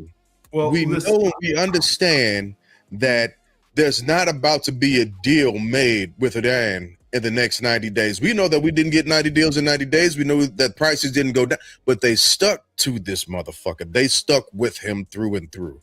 Yeah. wait a minute. Let's And go we back. should be doing the same thing. We when he- we might not agree with the whole movement, right? But there comes a point where you got to say, God damn it, we finna go for broke. That's it. Well, listen to this. You mean like there's nothing wrong with Joe Biden. He's totally mentally fine. He's totally great for 12 years. And then he gets on a Don't you debate start me stage talking and he about Trump bombs. debilitating man. Wait. Bro, so if you What I'm saying is like, yeah, Get stick me to your revved guns. up That and talk really about worked these out so things well. that Trump has had on TV lately. Don't you get me talking about the old people bruises that Trump has displayed. Don't you have me talking about Trump passing out. So when Lynn talks about where has the NAACP been? That's why I call it And I NCAAP. would say this. I noticed that as well. I didn't say anything. I was laughing. So listen, I want to say this respectfully. If you want to know where the NAACP has been, if you want to know where they've been, check APAC. Go to the website. Check your Jewish organizations. They'll tell you where they've been. See, now here's where I want to be really fair. Okay. Because I don't want this to come across as anti-Semitic. Because some black people don't care for the NAACP because they said it was started by a Jewish man to control us and control our voice. That's some black people that say that. Some.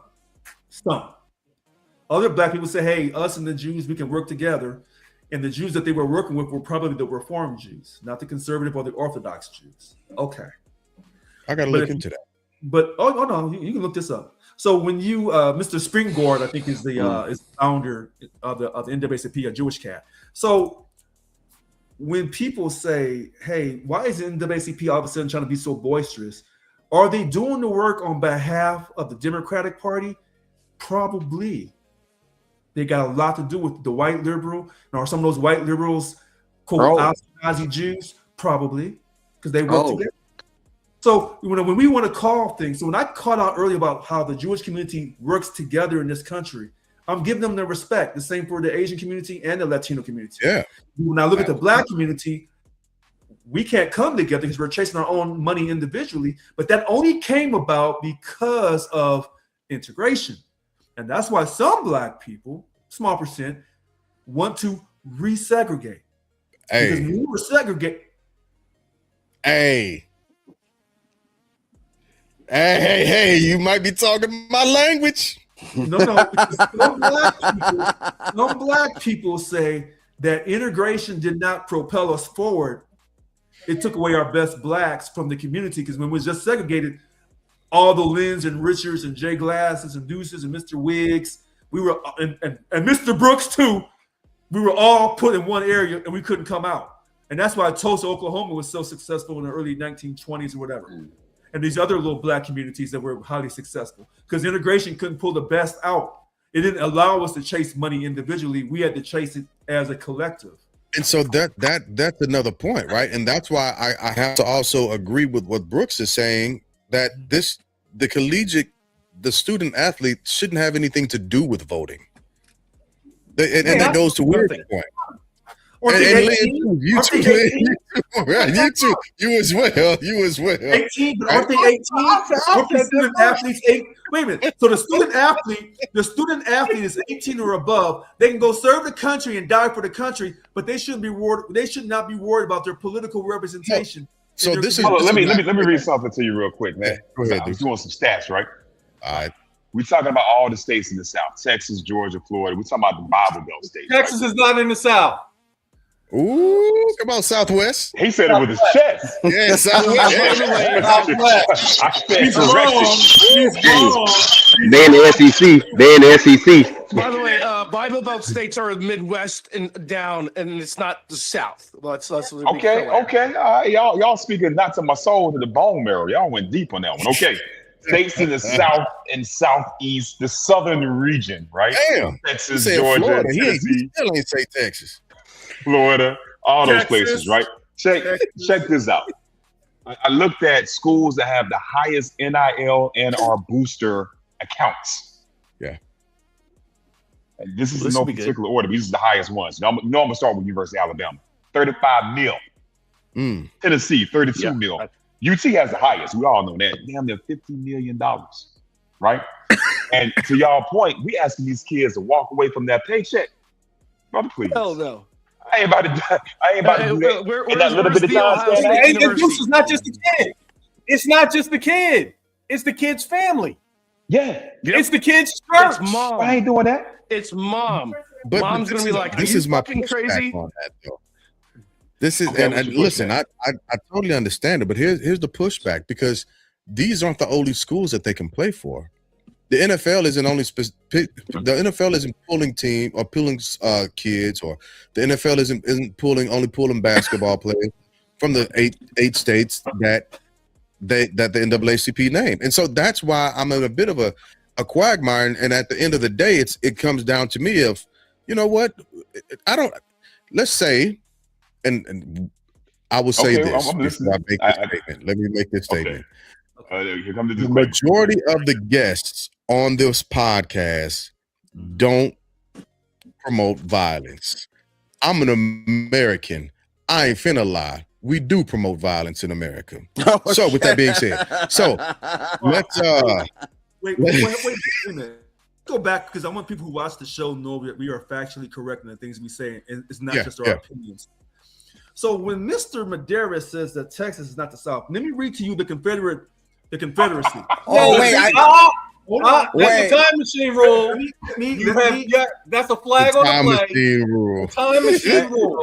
You gotta go back in time a couple of centuries to make your point today. Why is education? You don't have a point. Hold on a second. Wait a minute. Why is July 4th, 1776 ingrained in your head? But when I talk about ingrained in my head. When we celebrate July 4th of 1776, even though they voted July 2nd, 1776, but they became recognized as the independence from England. All right. But the Confederate States, here's the funny thing about this, because I want people to hear this. There were 11 states. So you said, well, there's 13 stars. I'll get to that in a second. So the 11 states, of course, South Carolina would be first because they fired the gunshot. All right, they started the Civil War. Then you have Mississippi, Florida, Alabama, Georgia, Louisiana, Texas, Virginia, Arkansas, Tennessee, and North Carolina. So you said, where's the 12th and 13th stars? Well, you're talking to them because I'm from Missouri and Mr. Glass is in Kentucky. And I believe that Kentucky was a 12th star and Missouri was a 13th star because we were unofficially recognized because Missouri wasn't officially part of the Confederacy because we had. So you just killed your argument because Missouri ain't in the South. Missouri is the South. Missouri's the Midwest player. Let me say something. My God! The NCAA. Did the Midwest? We did this a couple of weeks ago. Did the Midwest? Did Ohio? Hold on a second. This is where Mr. Brooks will help me. Did Ohio, Indiana, Illinois, Michigan, did they have slaves? No, they did not. Missouri had slaves. Okay? So that makes you Southern? That makes it a Southern state because it had slaves. Hold on. Did they ever have slaves up north? No. Ever? No. That's false. If you look at to his point, if you look at North Carolina and South Carolina, for example, guys, look, if you look at the NCAA, and I think look, can I finish or what? Kentucky. Go ahead, Joe. Go ahead, Joe. Hold on. Let gentlemen, we're bringing it back to the historical aspects. Where did the NAACP get started? And according to the history books, it was starting in 1909. But the catalyst movement that started this was in Springfield race riot of 1908, because the Springfield, Illinois, where Abraham Lincoln was born, 6 people got killed by 100 white mobs, or 100 people in a mob. So the North, and my president, Abraham Lincoln, was the person that started this whole movement. Right. No, that's not true. The North, wait a minute. The Midwest. Zoe, wait a minute. Let me stop you. So was there racism in the North? Absolutely. Yes. But the South owned the slaves. And Kentucky and Missouri both were slave states. Now, here's the one thing that nobody said, and I'll just say it because I know Lynn will catch it later. There was one state in the North that wasn't part of the Confederacy, and that state did have slaves, and that was called Maryland. Because I'm a truth teller. See, I'm on principle. I told the truth, and you doubted it. Then you had to go to some artificial. See, I'm the real intelligence. You had to go to some artificial intelligence. I told you. No. They had Rich had to repurpose it. Maryland is not the North. Let me do this real quick. Mr. Let me do this real quick. Let me pull Richard back into the future. Let me pull Rich back into the future. As Rich went back in time. Listen. Going back to the NCAA. The Northeast Corridor. Right. Going back to the word. See, Len, I'm pulling Rich back into the future. Len, you're pulling him back to the past. Huh? Look what you did. Len. I'm trying to pull Rich back. Len, He's trying to bring Rich. They got into the slaves future. in Maryland right now. Yikes. They got slaves in Maryland right now. Damn. It's called human trafficking. Okay. Yeah. So Touche. when you see, this is when white people love to talk about the great founding of our country, and then we as black people, we bring up the rest of the story, then they get mad at us because we have to know that part of history about the great things about America, but then we have to know the rest of the history that involves us on how we were brought over as enslaved Africans. And so when you know about this great civil war that freed the enslaved African, even though Mr. Glass, Abraham Lincoln didn't want to do that initially, you jumped me before you jumped me. So we have to tell the whole story. Whoever said Mr. Lincoln is my president doesn't really again. Lincoln owned slaves. No, He didn't, bro. Calm down, Calm down. That was Washington and Thomas Jefferson and Andrew Jackson. Hey, Brooks over there using Gronk to research stuff. Hey, why throwing shit? Look. You see why you can't rely on that time machine? No, look. See what I'm saying? And this is crazy because when Martin Luther King was moving his last speeches in Illinois, he came back to his constituents and he said, I am afraid of Illinois. And we all know why. Because in the North, even though, yes, famously we're known for the Union and all that stuff, but that doesn't mean that racism was not happening. It was happening all over. And let me bring it back to Texas. Respect to Texas. Texas is his own thing. Leave Texas out. Texas has always been cut that shit out because Texas has been always different. Honestly, it's been the balance for a lot of things. And Texas is the home of Juneteenth because they said we ain't stopping slavery. We gonna keep it. It was the after party. Texas was the after party for slavery. Right. Yes. 2.5 years later, they said, oh, my bad. Texas said hook 'em, and they weren't talking about UT. Huh? Texas said hook 'em, and they were not talking about UT. Correct. So I think Wow. I've never been to the South. Like, all respects to the people in the South. I think the South did pay a lot of things wrong, but they were hard-headed because all money was out there. Big old-time money. The foundation of America was based on slavery. That's why it became so rich, right? So, the ultimate money-making machine has always been free labor. Free labor. Yeah. And take it from a Mexican. You know what I mean? Like, we be doing work like no other. Sometimes I'm going around and I look at my own people.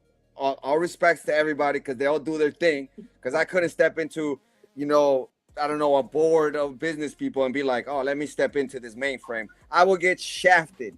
But if there was a person that came into my world, they'd be like, oh shit, it's hard being a Mexican. It's easy to judge a man, but it's hard to walk in another man's shoes. Zoe, I have a question. Sorry to interrupt, but I'm getting old and it's going to fall out my ear. Because in the first hour, Richard said that we are the only ones that use slurs against one another. Once again, no.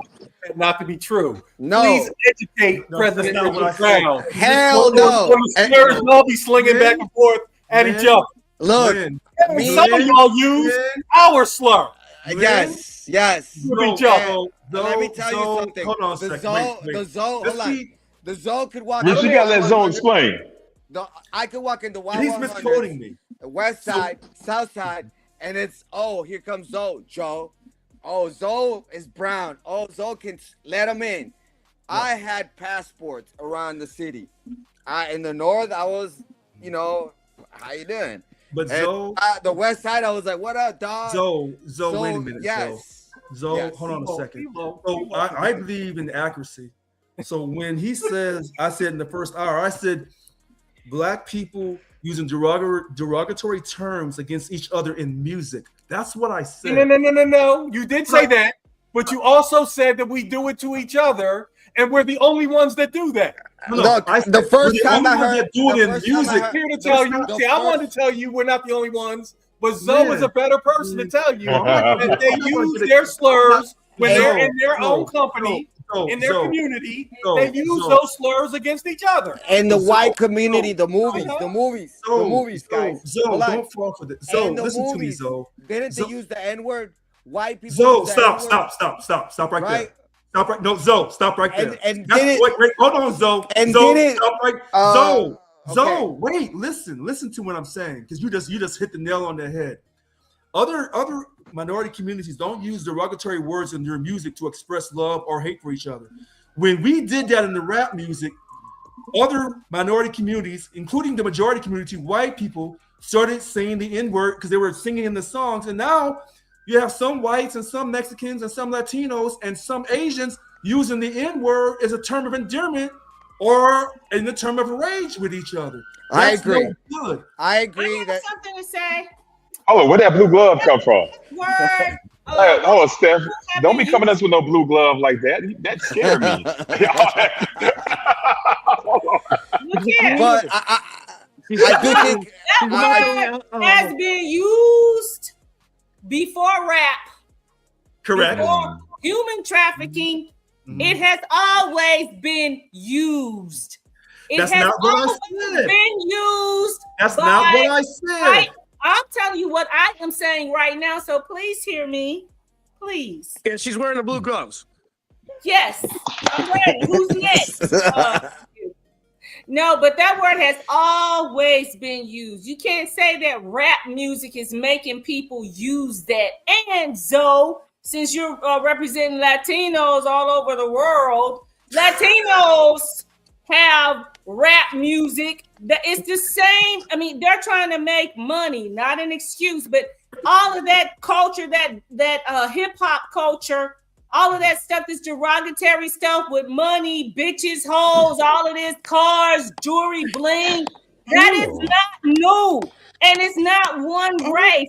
Every race, Jews talk about each other and call each other bad names. No. Asians do the same thing. Yeah. And listen, they use our slang for them too. So it's not just us. It's not just rap music. And even before then, when you listen to different music from back in the day, different genres, people use music, even poetry and different plays and everything. That type of disrespect for each other and ourselves or themselves has been passed down through the ranks. And to go even further, it's human nature. And especially when, we're talking about words, but then back in the gladiator days, when they used to just put us out there and kill us. Or kill people with animals and stuff. And it's that trafficking. Mr. President, before you speak, I will say, hold on a second. Lady Stephanie, you are way scarier with gloves on. One quick point. Let me make one quick point before you get started, Mr. Brooks. When people say that, about rap music and about derogatory words, we know that rap music was created by African Americans on the East Coast, okay? So when white people come to me and tell me, well, there's been slavery throughout the whole history of the earth, so the slavery that we went through with the enslaved African coming to America was no different than all the other slavery experiences. We as black people, we stop them real quick and say, you a damn lie. You a damn lie. Let me ask you something. I'm asking something. Before you continue, I wanted to finish what I was saying. Lady Stephanie, great to see you as well. Scarier with gloves on, by the way. Nobody's gonna mess with you. And two, damn, the blue gloves reminds me of Lady Dexter. I guess we'll call it.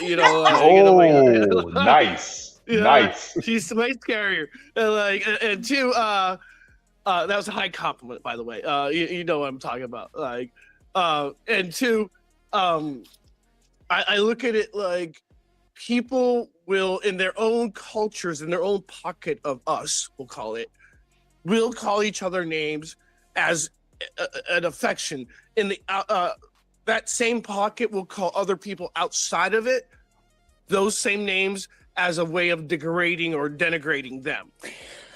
You know, and so that's human nature, like you calling your brother fat. But if somebody or your wife 100% right. You're 100% right. Says that, it's on and popping, blue gloves, whatever, what kind of gloves you want. I do think what Richard is saying, pays a big dividends in culture. Yes, that word has been normalized, but it pays a heavy, heavy price to normalize something that has been used as a weapon. I think that's what you're trying to refer as to. If you, for instance, me as a Mexican, if you listen to our Mexican, he understood some. I can't even I said that, but Spanish. Yeah. Some of our music is extremely violent. Yeah. And it's borderline. We play into our own issues, stereotypes. A cartoon-like stereo situation where, like, if I'm Mexican, I'm automatically a bad hombre. But knowing that Trump used to be a cool guy before he became a politician, he used to be part of the rap culture, guys. Let's be honest. Trump used to be, Tupac said, they rapped about him, but they rapped around him about his. Yeah, they didn't want to be him. They just talked. I don't think I can accept it the way you. I hear what you're but saying. You know what I'm saying? I'm saying part of being. That song, like Trump or whatever. He talking about the money in Trump Towers. He used to be a big part of rap culture. He used to be like a really big part of like WWE wrestling. I guess call it. And he was at Home Alone. He used to be huge. Like, he's a brand. He's still huge in the UFC. He's a brand. Yeah, he was. Bringing it back. We all play into that whole Americana. Like, let's just be honest. I was influenced heavily. The first musicians that I was even influenced for, Elvis. I had no idea that he copied black culture. Right. All I know was that this guy could move. Black people like Elvis. Yeah. And Forrest Gump played into that. Oh, like Elvis invented the blues or something. Yeah. When you're growing up, a young brain, you don't know. All you know is TV speaking onto us. So I do think that art is very delicate and has played into playing into fiction and things that are made up. We don't know. Well, as they say, art imitates life. Yes. And so bringing it back to the cohesiveness of the question. Yes, the NCAAP has the right to do what they're doing and ask. We need to stand up because they have a tremendous influence. The young culture needs to readdress things into the future because we have done our part. But bring it back to Richard. If you don't vote, you're out. If you don't stand up for the integrity of your people, you will be out. I have actually walked these lines, and it sucks. It sucks to be you. This is as far as you're gonna go. Let me throw this out there. And again, it comes down to having a full forced forward-leaning intention on getting what we want. Deuce, if you had your say in it, because I'm going to ask everyone, if you had your say in how to get this done, what would you say? How should we attack this? Do we bring in the future, or do we simply use the present and the past? If I was the NAACP, I'm sorry, NAACP. Cut that out, man. Flip. I'm sorry, guys. If I was them, I would bridge the two. I would not ask future athletes to give up that bad, man. Because I think one thing that I don't like about the NAACP is that they're stuck in time. They borrow Richard's time machine and go back in time, but they don't never come back. Richard comes back at least. He goes back to the future. They never do. Yeah. They think the tactics that worked back in the civil rights era is going to work now. Times were different then. Nobody had anything. So there was nothing to lose. Now these cats got bags of money. And we're talking about Kaepernick and some other cats. If you become politically active now, you think a team going to draft you? You're going to be a disruptor. You're going to be, what LeBron said, fit in, not fit out. It's going to hurt draft stats. Yep. It's going to hurt future money. It's going to hurt your legacy. It's going to hurt your family's generational wealth, right? That's a lot.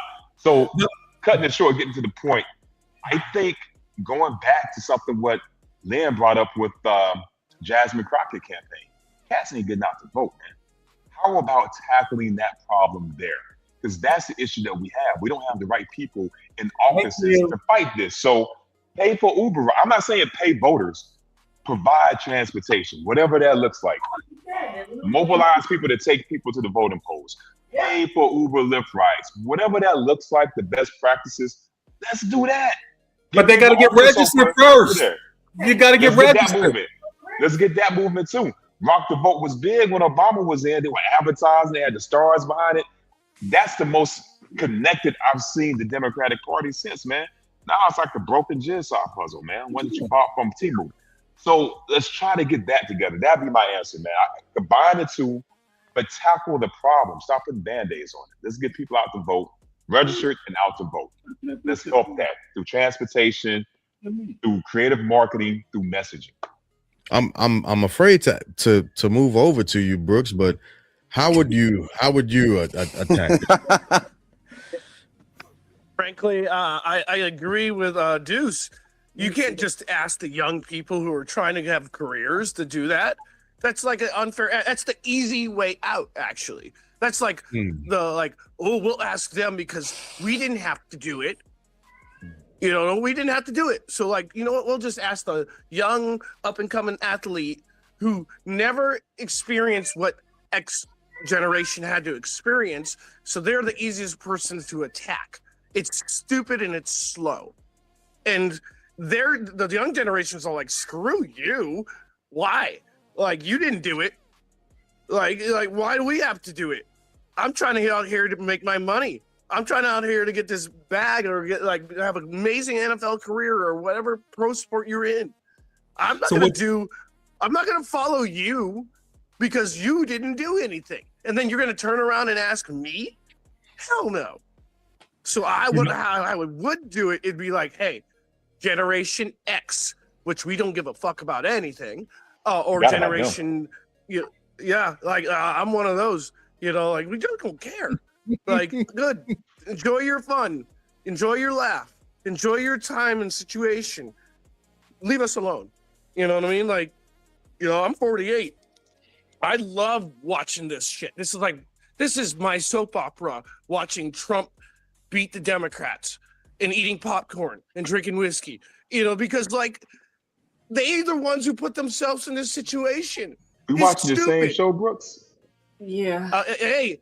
He's in a different season. The ones who lost. Damn, dog. And he's in office. OJ. Damn, dog. What was that? That was supposed channel conversation commercial for fucking Fox News to the next fucking level. Wow. Hey, though you might feel how you feel, that's okay. That's all right. I love your opinion. No, that's great. it is not okay. But every platform, let me finish what I was going to say, and then you can say whatever you like. Let me finish what I'm going to say. Go ahead. My point is, if they didn't suck so bad, Trump wouldn't be in office again. Period. Zoe would disagree with you. And no so tacos I'm for you, looking dog. at it. It's like no tacos for you, bro. No tacos. I love tacos. Damn it! I live in Sunnyvale. Okay, go ahead. Sorry, go ahead. Finish. My point being is hey, for me, as an Ohioan, man, who's now watching this in California, blue as all hell. I'm like, you guys don't see the forest through the trees. You keep saying the same shit and still losing. Well, when are you going to do something different? Why? And then my point, that is to say is how are you going to get this actually done?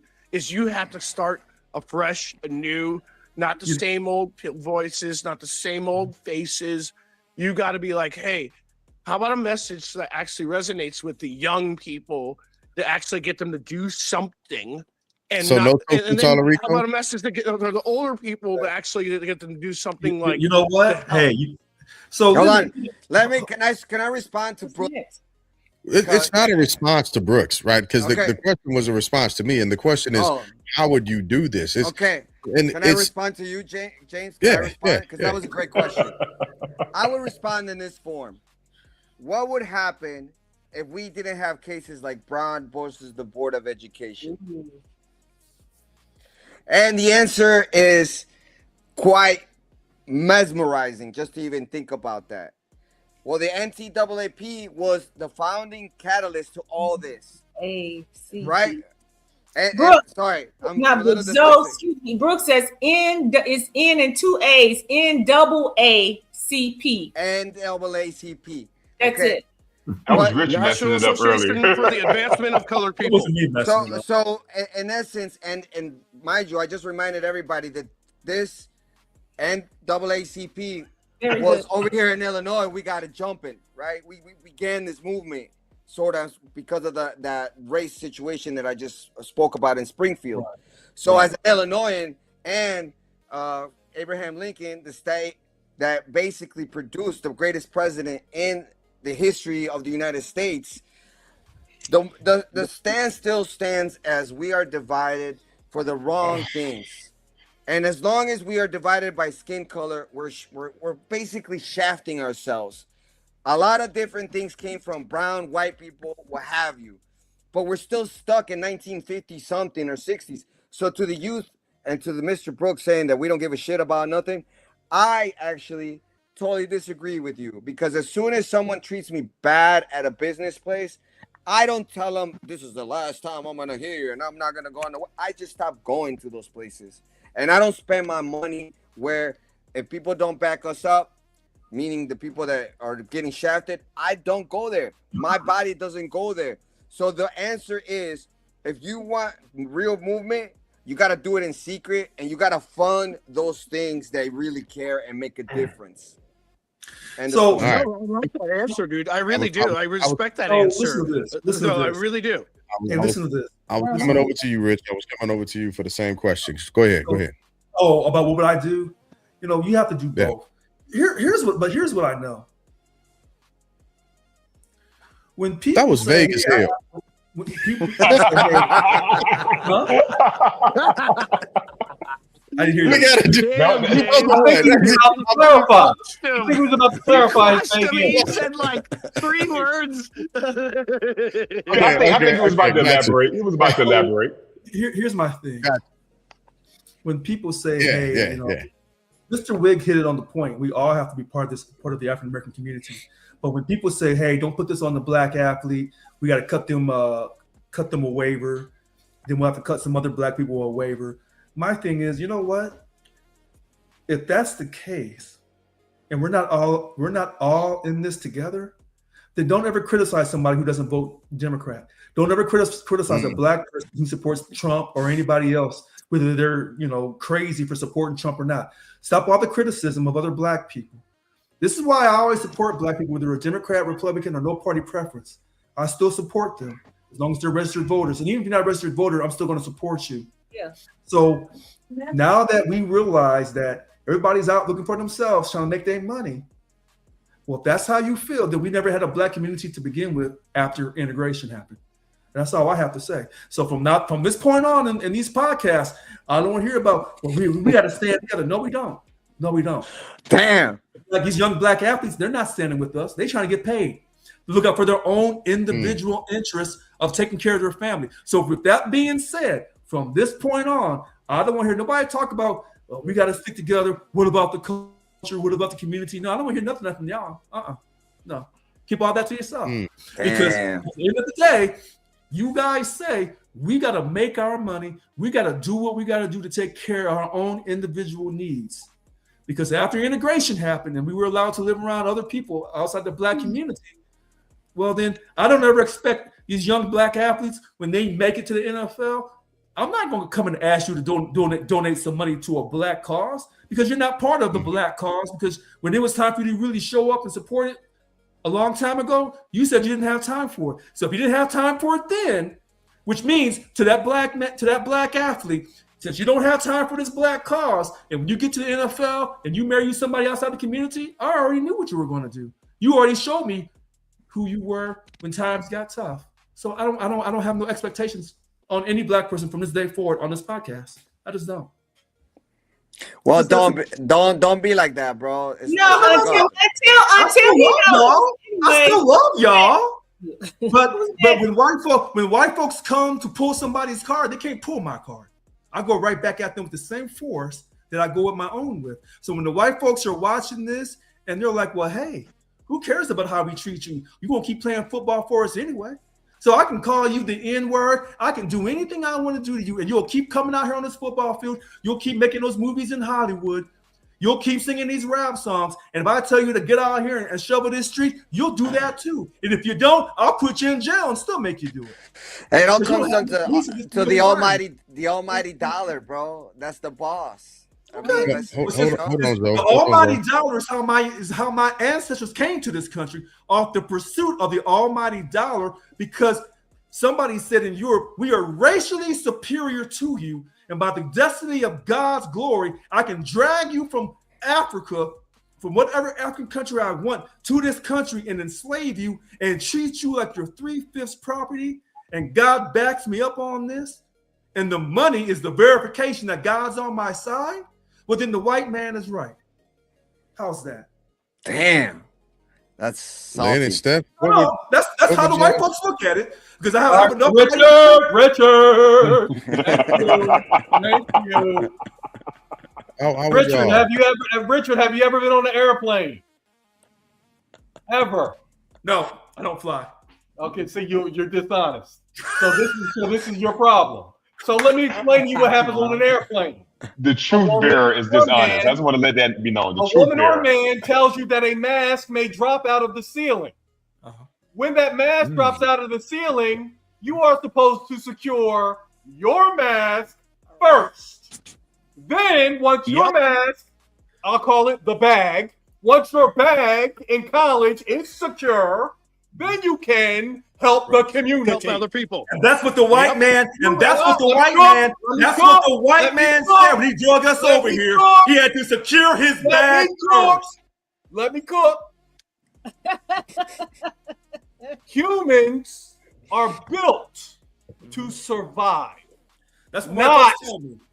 You keep interrupting me. I didn't ever interrupt you. I'm sorry. When you went down you're finished with the black race diatribe. Until he's not. Until next Wednesday. Yeah. Anyway, humans are not built for success. Success is taught. And the reason why my community is not as successful as others is because we don't do any teaching. We don't teach by example, and we don't teach with our mouths. We criticize. That's true. We don't. We criticize. We complain. No, I don't often agree with Mr. Medeiros, but he's right. Like, I grew up, like, Mom, get your undergrad, get your bachelor's, get your master's, get your doctorate. Hold on, One of the things we do when we criticize Africans, what do Africans' parents tell them to get when they come here? Education. What kind of education? No, be a doctor, be an engineer. Yeah. Lawyer. You know, right. The best. Be the right. best. My boy that was the black stormtrooper in Star Wars. His father was deeply disappointed in him because he was not a doctor, even though he became part of the biggest movie machine Hollywood has ever known. Yeah. His father in Africa was deeply disappointed. Still mad. Yep. So what's my answer? My answer is we take our energy, we put it into information and education, and get people registered to vote. Yes. Then once they are registered to vote, we energize and get their asses to the polls so they can vote. And it's not new. And it don't matter which way they vote. Just go there and vote. Because for me, once you vote, I will listen to your complaints. Otherwise. But if you don't vote, I will show you where the complaints is. Yep. And that's what I got. So what I have is what I've said, I guess, the last couple of times, which leads to what Deuce was saying and what Lynn is saying, of course, information and education. And teaching or coming together and teaching the younger generations what to do, just like we were taught. And even though it seems like everybody is going to hell from different opinions in this podcast, I'm like, what are you talking about? There are people who help already. That's how we are educated and informed, that we vote, because of our elders and ancestors. It's been passed down. The only other thing I would say is, instead of always browbeating and putting down and saying what is not being done, be humble and be you can be coachable, because we were taught we had to be coached and learn how to be a good coach to other people and to young people, so that they will listen to you. I'm not going to listen to somebody that's always telling me I'm wrong because I'm different, because I don't do things the way that other people do it, and because my generation is different. And even what was the Mikey, that guy, he was, remember when he was on, he was saying, Fannin? yeah, Mikey was like, they ain't listening to y'all because, that some people don't even think marching helps anymore. He wasn't saying that he didn't, but he was saying they're going to do things like they do it. And there are organizations that help each other. And there are young people that volunteer for the different political parties. And like with the all of the voting that just went on here, you saw the young people helping the organizations, helping the Democrats, the Republicans, everybody's party doing the thing. So they're learning too. So I don't know where this big well, it's the numbers, of course, but the people that don't seem to be involved. But work with the people. If you have a party, work with the people and celebrate people that come to the party. You can go back and trip off of and help other people later, but concentrate on and celebrate what is right, versus always condemning and saying what's wrong. What is right, because they are different. It's a different generation. So let's work together. Get off our high horses about what used to and all that. All of that plays together, and we need it as fuel, because we have to learn from the past, or else it'll keep repeating itself. And then let's help each other. Let's help them. And then they can help us too. They can help us do stuff faster. So, we can help them with the heart of things, reminding them where we came from, our culture and our history. But at the same time, they can help us get it across faster. So let's work together and be positive about the change that we want, and celebrate the changes that we have made and how far we have come. We got a long way to go, but we have come a long way also. That's what I have. Look. So what I say is, and I said it earlier, there has to become, we have to get to a point where we are an impenetrable force. We talked a lot about getting to the bag, but what we haven't realized as a culture, as a community, as a group of people, is we are the bag. We're at least $1.8 trillion of the bag a year. That's what we are. That's what we are. And if we, like I was saying, if we learn how to leverage the bag and then leverage the other part that we have coming in, we won't have these issues. We won't.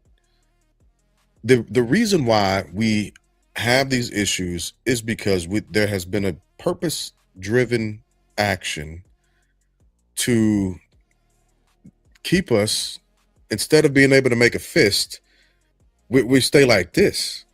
And our fingers are always being broken because we don't actually clutch and protect the softest part of our hand and make a fist. And that's the issue.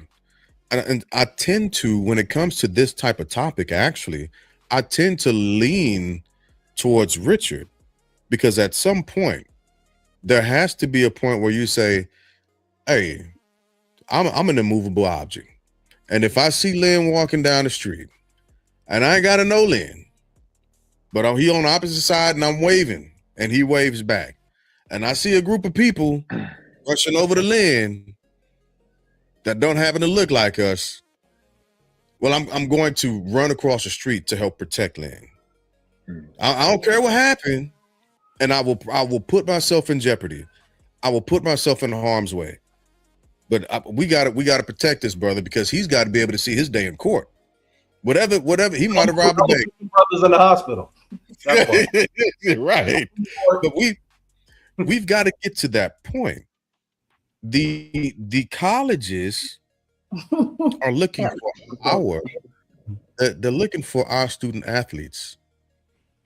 And it's kind of like the vote. The politicians are looking for our vote, but we've given them the power. And instead of us picking and choosing the way we want with our $1.8 trillion, we've simply said, hey, we got this. Somebody manage it for us. Somebody else come manage this for us. We don't know how to be responsible with this. Somebody come manage our vote for us. We don't know how to be responsible with this. Somebody come manage our children's talent. We don't know how to manage this. Somebody come manage our freedom because we don't know how to manage this. We've got to get to a point in a place to where it becomes an immovable, impassable, unpenetrable object, a force. We have to become a force. And sometimes that takes on the mantle of being so militant that, hey, they look at us and be like, oh, we're just crazy over there. No, go. Don't mess with them. We know that we hear about legislation being pushed towards the Trumplican side of the aisle, and we all be like, man, these motherfuckers, this is some book. But unfortunately, it's gonna get passed because they're an impenetrable object. Then they're moving the way they want to move and going the way they want to go. And it's unfortunate and it's unfair. But they've set their standards and their boundaries, and our community refuses to do that. That's all I'm saying. So we can go get the money, but we are shut up, stir fry. My cat. But we already are the money. We are the back at you too. Yeah, she always do that. I'm a cat named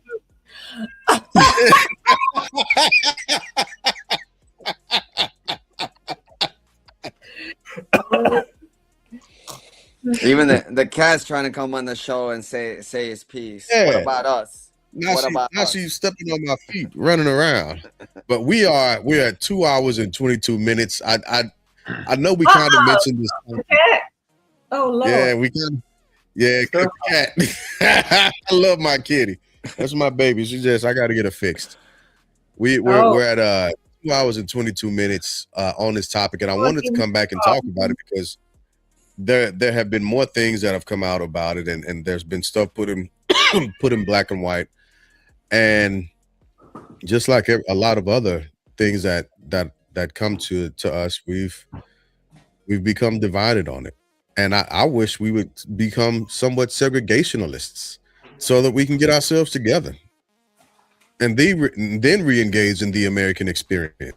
Just as long as we realize everybody ain't coming over here, I think we'll be fine. Like I say, work with the people that are workable, able with, that you can work with. Them other folks, let them go. Because some people, I'm just like, nah, just I'm sorry you breathing. But that's a whole nother story for another time.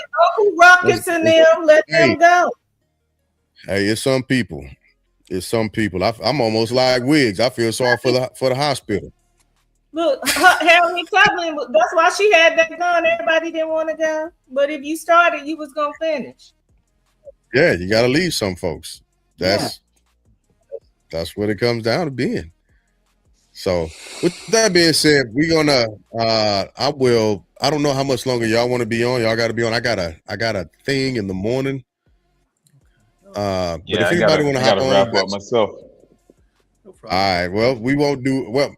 Yeah, I tell you what, I'll see. We'll check the post backstage, but we got to dip as always. Oh, you went to the round. What happened? Around the horn. You gotta do around the horn. Okay. I thought that was kind of the around the horn, but since I put the expectation out there, I gotta stay committed. Let us go with no overtime. Right? Come on, man. Fair enough. Around the horn. We will do around the horn That's the expectation that I set. So start with Rich. And actually, yeah, Rich, because last week you gave your time to Deuce. You cannot give your time away. So listen, I agree with Lady Stephanie. You got to actually say something. All right, so I'll make mine real quick. Listen, you find out about people and their principles when money's on the table. And it doesn't matter about race or religion. You find out about people when there's money on the table. You find out if they're looking up as the whole group or just at their own individual self-interest about themselves and their families. And so I put that on my Facebook comment, and I said that people are watching this show. And so when we talk about things, we shouldn't criticize nobody for doing what they do, voting how they vote or anything, because we don't really have an African-American community anymore. Everybody's out for themselves. Thank you very much. I'm Richard Lewis Brown. That's no president. All right. Brooks. Hi, team. I am not president or anything, but I will say this. Great conversation. Great conversation tonight. Again, Brother James, love the platform. Congratulations. I'm really proud of you, actually. Thank you. I would say, again, to this topic, no, you shouldn't put this onus on the youth. Really, you just shouldn't, because it's not gonna work out. It's just not smart. It's a dumb tactic, actually. You got to put this on like the people who came before the youth. That's their onus to do, because like they're just complaining about something that they want the youth to do because they didn't get it done in their era. And so sucks to be them, whatever. To the team here, great conversation. Zoe, looking forward to hearing you and your voice for like future podcasts. I really am excited about the whole thing, and thank you, team. That's all I gotta say. And I'm glad to Mr. Medeiros, who didn't wear the University of Spoiled Children hat. I can go get it. I go get it for my around the horn performance if you need it. I never keep it far away. Oh wow. That was out of love, my friend. So. All right. That's all I got. All right. Biggie Zoe, you next. All righty. Shout out to the family bloodline for increasing the knowledge and wisdom to our constituents. We are a national conversational podcast, and I love being a part of it whenever I jump on. I think these questions are excellent. I do believe that a great conversation leads to further the movement, whatever the movement may be as an American, the American experience. I believe that we're going to keep on rocking in the free world, meaning that if you do stand up for your fellow man, that puts you already somewhere in the history of doing the right thing. And doing the right thing begins by voting and exercising your rights as an American. Know your rights, know what you're capable of, and you gotta believe in yourself to be a good example for the next person with you. So peace and love, everybody. I can dig it. Going up the line, Deuce. Welcome back again, Deuce. You was gone for a while. I know. It's good to be back, man. I missed y'all. He stayed late. Look. Right. Hey, right. The schedule's back on point now. It was a little crazy. I'm back. They got 4 points. GMGB. Okay. 1. I don't know what in the Gucci clone happened to my boy Rich, but that was the most unspirited version of him I seen. Bring old Rich back. 2. Mobilize voters in NAACP. Come on. Did it before, let's do it again. 3. Gut the gout. Gut the gout. I ain't saying, what is it? Get the, what Trump said, he's going to clean the swamp. Gut the gout. The Democratic Party. Yeah, thank you. The Democratic Party is old and full of gout. We need to gut them out. I'm not even talking about physical age, mental ideology, right? Mental ideology. That needs to be gutted, cleaned out. Go, Chuck Schumer. Can we cuss? Oh, no. They've been dropping Get the freak out. Get the freak out. I'm gonna say that. I've been cussing all night. Did we? I forgot. Oh, we have a lady president. And then my last one, because it was GMGB, blue coordination. I seen what Steph did. I just noticed that the Post logo is blue. She wore blue gloves. I like what you're doing. Advertising the Post. I see what you're doing out there. I like that. Coordination is key. That's all I got. All right, I appreciate it. All right, Stephen Lynn. Oh, well, look, I'm all about peace, love, and what's the other word? I guess it's tolerance, but just, you know what? Chill out. We need to help each other.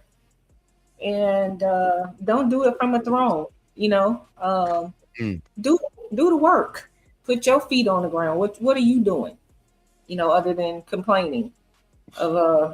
Help people, like Lynn said. Was that you that said it earlier? Somebody said like helping people to register and taking them a vote. Again, I've said it. That would be me. Yeah, I've said it. Whoa. That was one of my GMGB. That was one of my points. Oh, okay. But earlier today too. So I mean, everybody, you know, a lot of us are on one accord in the same direction. And yeah, just because we're doing something right, don't dog people that aren't. Again, help them if they want to be helped, and if they can't, God bless them. You know, and people have the right to disagree, to complain. Look, to not register and to not vote. But again, like I said a couple of times before, I don't want to hear your complaints. You can complain, but go do that somewhere else. I don't hate you or anything like that, but I don't want to hear about that. If you're not helping the solution, then you could be helping the problem. So I'm glad everybody gets to express their own opinion and respectfully, and I'm glad that we're here to listen. So, but do what you can do. Do what you can do. Lynn?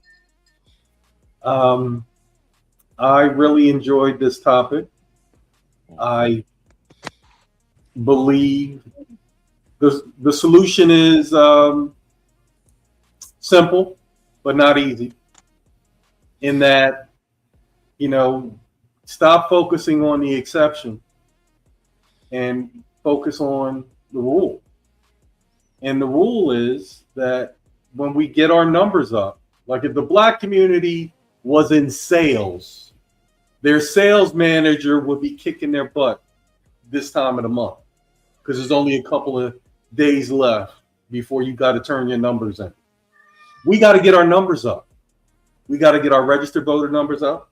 We got to get our turnout numbers up, and we got to get our activity up. Mm-hmm. We got to get our information and education and our knowledge up. You know, the upside is tremendous for us, but we got to do the work. Yeah. And that's the part where, you know, simple plan, but not necessarily, it's a labor intensive execution. But I believe in my folks. If I got a team that I'm going to bet on, I'm going to bet on. I'm always bet on Black. Me and Wesley Snipes. You know, so that's all I got. All right. Give me 1 second.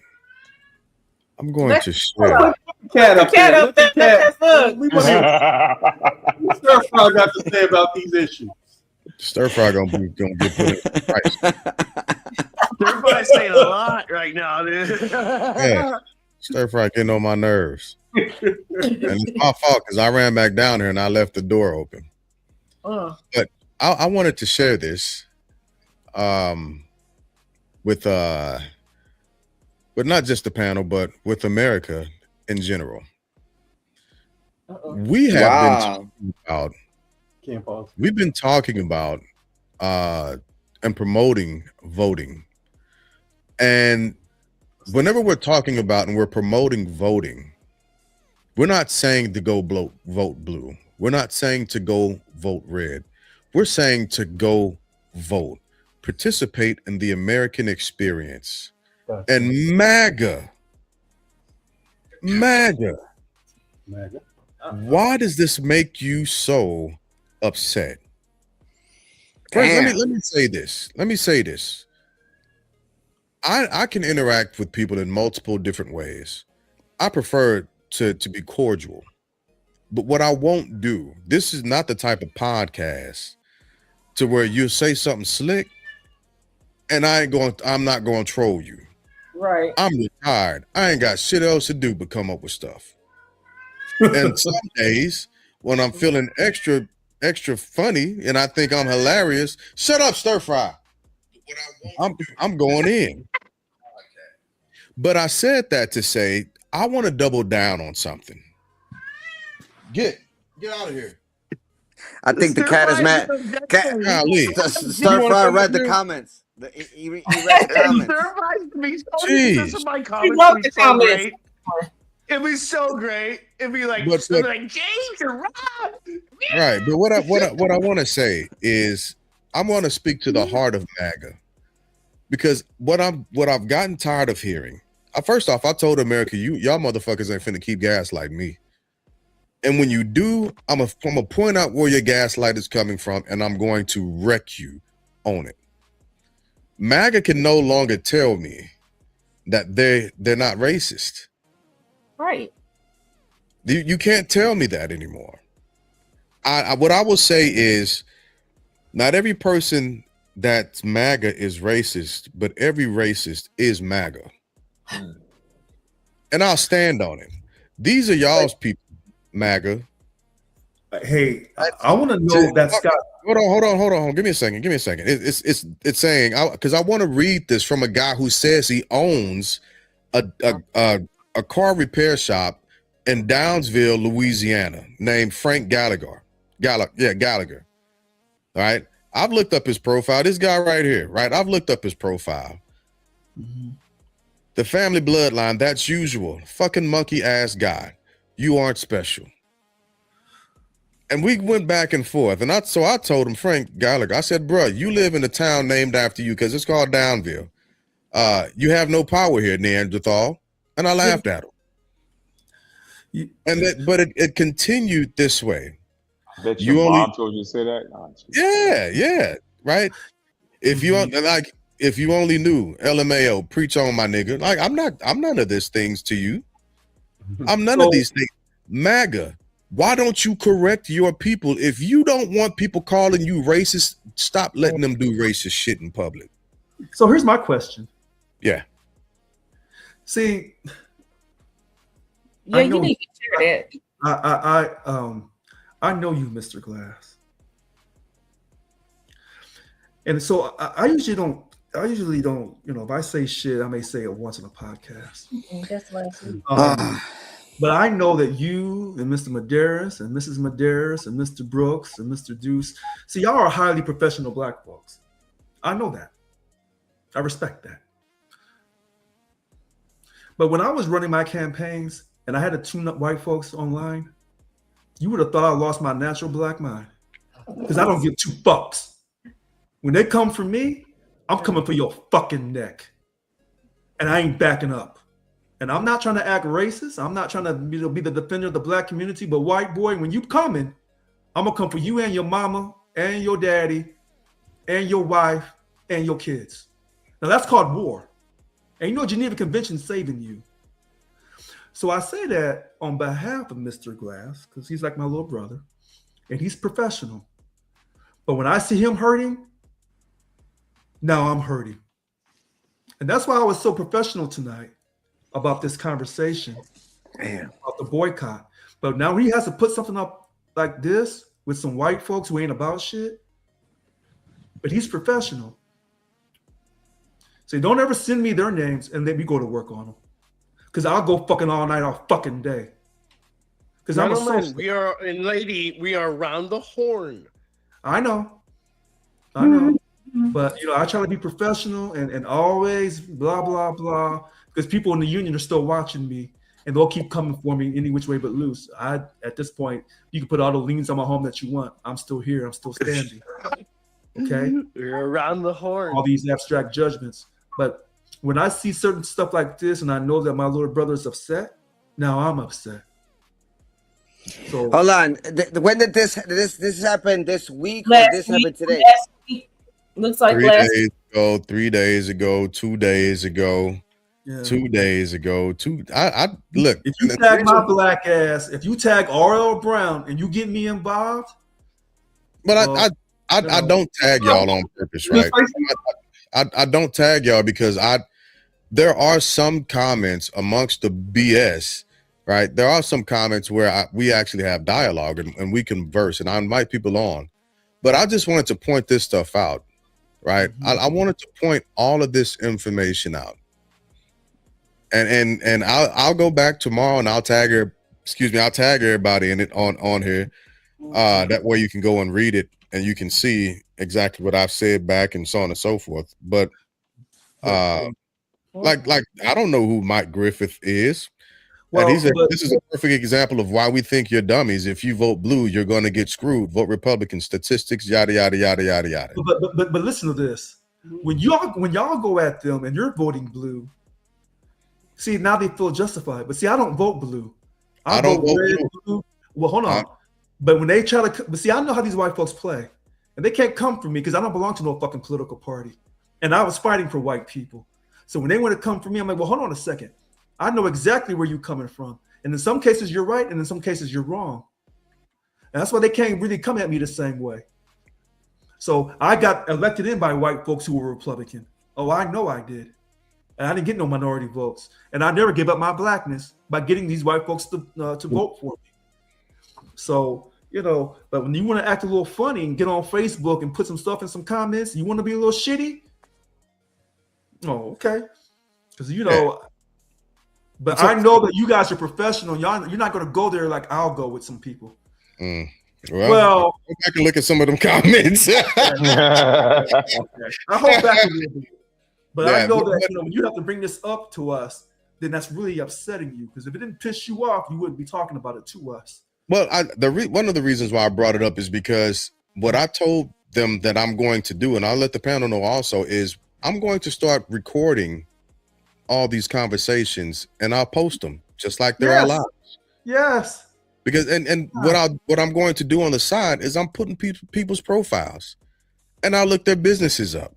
Yeah, that's what a lot of influencers. I'm sorry. Well, yeah, I guess they are influencers. That's what a lot of them are doing. Whenever somebody says something that's out of line and crazy, like those people have, they find them and they put all their information out there for people to come after them. They're just exposing them because everybody wants to be a badass behind the on the keyboard. So they expose them, and a lot of them get in trouble. They get fired. All this kind of stuff. People do that with cheating spouses and racists. Yep. So, I was there. Did you hear about racist? Everybody get fired, because again, we're not trying to be cancel culture kind of stuff. If they come with that bullshit that, cancel them, man. Because when somebody tries to have a sensible conversation, come with your point. Attack the damn point. Right. Don't attack the person. If you go to a doctor or you go to somebody and they think of you like that, like you're a fucking dog or an animal, I don't want you working on my body. I don't want you to be my therapist. I don't want you to touch my damn car. I have no sympathy for people like that, man. I don't know how you do. I don't understand that. What I was saying is we know because the pendulum can swing both ways. Already has. And we've seen it. It already has. 100%. And I agree with you. And all I'm saying is yes, people can have irrational opinions, and you have to let them say their irrational opinions without trying to time out. Wait. Without that's not an irrational opinion, Brooks. He's attacking a person. Attack the ideal all you want to. Let me just say. No. I wasn't saying if they're attacking a person, 100% right. Right now, what you're reading that stuff to me this is why it's dangerous. Yeah. Because then it becomes policy. For instance, a lot of people that are illegal immigrants or the illegals, they put. We didn't see dogs attack people, but we saw people get shot in Minnesota for having this kind of propaganda. Right? It's borderline Nazism. So we're Right? still live. We're still live on Facebook. It is. Because I'm trying to be live. politically correct. Yeah. But this is the worst of humanity live in effect. Let me tell you, when I spoke at a Black Lives Rally Matter, right, and I had various different views than them, some similar, some opposing. Yeah. What I said at that rally is, if these motherfuckers are going to be bold enough to say something, you better be bold enough to respond in kind. I don't believe in the same type of Jesus they do. I'm going to tell you that right now. I'm a very nice guy. I'm a very pleasant fella. I love to have dialogue. But don't let the smooth taste fool you. Right. There are boundaries and patience that I won't have, and I don't have, and I won't allow I will not defend the indefensible. Well, but here's the thing, shown that they're a piece of shit. Right. Let them know. But here's the funny thing about this, and this is where Mr. Brooks makes a solid point. When you're on Facebook, they're going to attack your ideas. They're going to attack you. They're going to attack anybody who's attached to you. So when you're on Facebook, there is no such thing as Facebook etiquette, unless somebody cries and goes to Facebook, and then Facebook tries to silence your speech because they said you tried to provoke violence. Yeah, I ain't gonna do that. Or racism, or you call somebody a racist epithet. So you can't promote violence. You can't say I'm gonna come bomb you. You can't call somebody the N word or a W word or No, it's calling them monkeys and all that. Yeah. Great point. Yeah. So hold on. So because you did not contact Facebook to say, hey, look, that monkey is a derogatory term for African Americans. So you kept the conversation going and said, well, since this person wants to engage like this, let me respond in kind. So with that being said, I say if you go on Facebook and argue, you're almost ready for the courtroom, but not quite. But you have to have such a thick skin, because when I was on Facebook doing my videos and they were attacking everything I was saying, even though I'm trying to get people a substantial pay increase. Well, it's evidence. It's evidence. Yeah. So sometimes people would say stuff about me and I would copy their post in the time and I'd put it up. And then when I come back for them later, but I'd argue half the night. And all day while I'm on my job, I'd be arguing during the COVID. I was working, arguing. My bosses would come in whenever they drug in, my Republican bosses, because everybody else didn't want to come in. And then they were like, why are you still coming in? Well, so I'm the job steward. I got to come in. I said, well, you coming in? Well, yeah, I'm coming in. Well, you think I'm going to let you come in and outwork me? And they know at that time I was a Democrat. And they just shake their head and laugh and go on down the hallway. So, when people come on Facebook, they're coming for your neck. Yeah. They want to see if they can break you. Now, some people in kind, they're not as good as Lynn. Lynn sometimes comes to break my neck, but he's just doing it to see what I'm going to do for that particular night. But when they come on Facebook, they're kind of doing to see, can I take the heat? Because some of these white people are not really racist. They want to see, can you take it? And some of them actually are racist. Yeah, they are. Some of them. So when you have to try to separate. Listen, I'm not going to do all that. I'm time to sort. You and all in the same bucket. Yeah, I'm quick in math, but not that quick. I don't have time to try and give a ratio of who actually is and who isn't. But what I am going to do, and it's not cancel culture, if you say something foolish, you should be okay with it being put in public. So when they call you a monkey, when they I'm call not you a monkey, anybody. That's what what call you a monkey. I didn't ask for him to say that. He made a conscious decision to type that out himself. So when they called you a monkey, and that wasn't the worst thing that he said. Wait a minute. But when they called you the monkey, did you refer to him as a monkey as well, or how'd you respond back to me? No, I told him the truth. I said that he's a Neanderthal. So that's the difference. Yeah, that's the difference. I'm not I'm not cancel culture. So you didn't. So when he called you a monkey, you didn't say, "Well, that's funny," because when I was talking to your mother last night, she was cooking breakfast this morning. No, you know. no, hold on, wait a minute, hold on.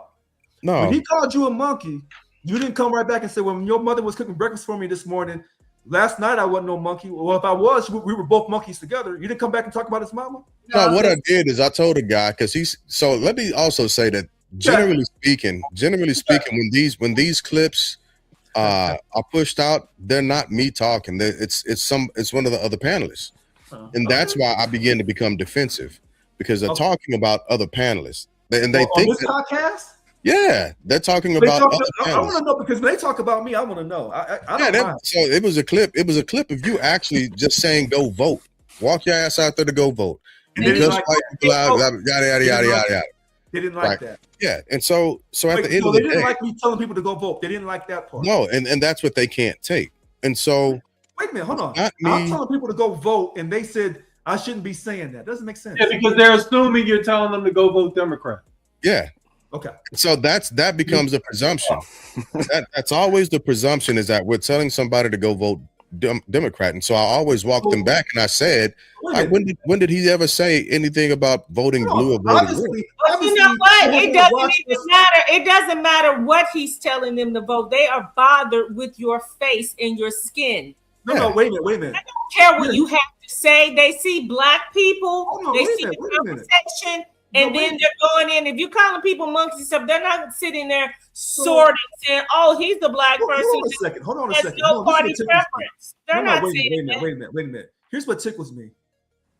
If they came on and said that, obviously they haven't watched the whole time of us arguing because everybody knows that I'm not a Democrat. Hold on a second. I think you're missing the main point here is that. No, wait a minute. I ain't missed shit. But what I am saying is when that person made that comment and you said, "Well, did you watch that whole video?" Because that dude ain't no Democrat. Yeah, I've asked. I've asked, like, "Hey, what did he say?" Okay. Well, I don't be like, "Hey, that wasn't me saying that I'm defending him." I'll just then I will be Richard today, and I'm starting to respond. Oh, that was a clip from Lynn. Well, then I'm going to be Lynn today. Listen, I'm going to be Steph today. I really don't think when it comes to trying to cut somebody's neck off. See, I can look at y'all and y'all will get at somebody. I believe that. But when I get at a motherfucker, trust me, they'll be coming to my house. They'll be trying to run me out of office. They'll be trying to do something long term to make an example because I got on their last motherfucking nerves. And when it comes to white people, just like I can get on black folks' nerves, please, you ain't seen shit I get on a white person's nerves. Don't tag him, Jay Glass. He got no. Again. I'm the older brother, so he already knows by him talking about this. It don't take much to get the older brother going, and he knows I'm coming. So he should have never brought this shit up in front of me. He should have waited till my black ass was off and then told y'all, "Well, I can't tell his ass." That's what I was saying. They don't care, Richard. They don't care. Oh, you make them care. So I'm saying all that just to say we're gonna have a new segment called "What Did They Say on Facebook Today?" Oh Lord! Oh my God! And I'll start reading the comments because I actually find them somewhat entertaining because I know that if I was face to face, it would be a completely different story. What you say? A totally different story. But you gotta crack them. But you know what? Listen, ain't nothing worse. Because I see all these videos of brothers sucker punching people and knocking people out, whether they black or white, and I hate those videos. Yeah, I'd tell them they should be voting. I hate that. It promotes violence. But you know, when you can crack somebody to where they can't shake you, like that boy Liberty, what's that guy? Liberty Church. Every time I crack on his ass, he runs. Every time I go into and I go professional with him, but he can't take the fact that I'm asking him to show some integrity and tell us what your fucking name is. He can't do it. You know why? Because he don't want to lose his job. His job? Okay. Well then, I just look. I gotta end this live. I was calm tonight for a reason. Yeah, join us tomorrow. When Juice said, "But Richard, where's the old Richard?" I said, "Tonight really hurts me when I'm really hurt, and I'm really hurt about this issue of the boycott and all this, because I know how it has black people arguing among other black people. This hurts me so bad that I have to maintain my professionalism and say, hey, black folks are going to do what black folks do, and I have to get over it. But hey, you know, it's just what it is. So with that being said, as always, thank y'all for hanging out with us. We will see y'all. Some of us will see y'all next week. Some of us are going to see y'all tomorrow. We're going to be talking about the roast of Kevin Hart and how that all went. Oh my God! I'm not coming to that. I'm not. I haven't watched it. I haven't watched it. I gotta watch it. You have to watch it. You gotta watch it. If you decide to do a roast, that's on you. Yeah, I agree. I'm walking away. So I want to watch it and see what the hype is, because I missed some stuff previous on other topics. So watch the whole thing. Watch, because you know when you see snippets, it's like yelling fire in the theater. Yeah. But you know, like, watch the whole thing. Is it good? It was entertaining. Is it entertaining? Okay. Yeah. You know what? Like any comedy show, you know, some things are going to land, some are not. Right. Some are look, borderline distasteful. Ooh, it ain't even borderline. Some of that, some of that stuff. If you go back to the Don Rickles and Dean Martin and Sammy Davis Jr. roast, if you go back to those, that's what a lot of white America wants to go back to, when they can say the N-word and get away with it with no big deal. Yeah. Yeah. Damn. That's why Chud got $1 million bail. But again, as always, thank y'all for coming out. Good night, everybody. Hanging out with us. Could have been anywhere else in the world. You decided to do that. So, yep. And we will talk to y'all later. Have a good night. Y'all be good.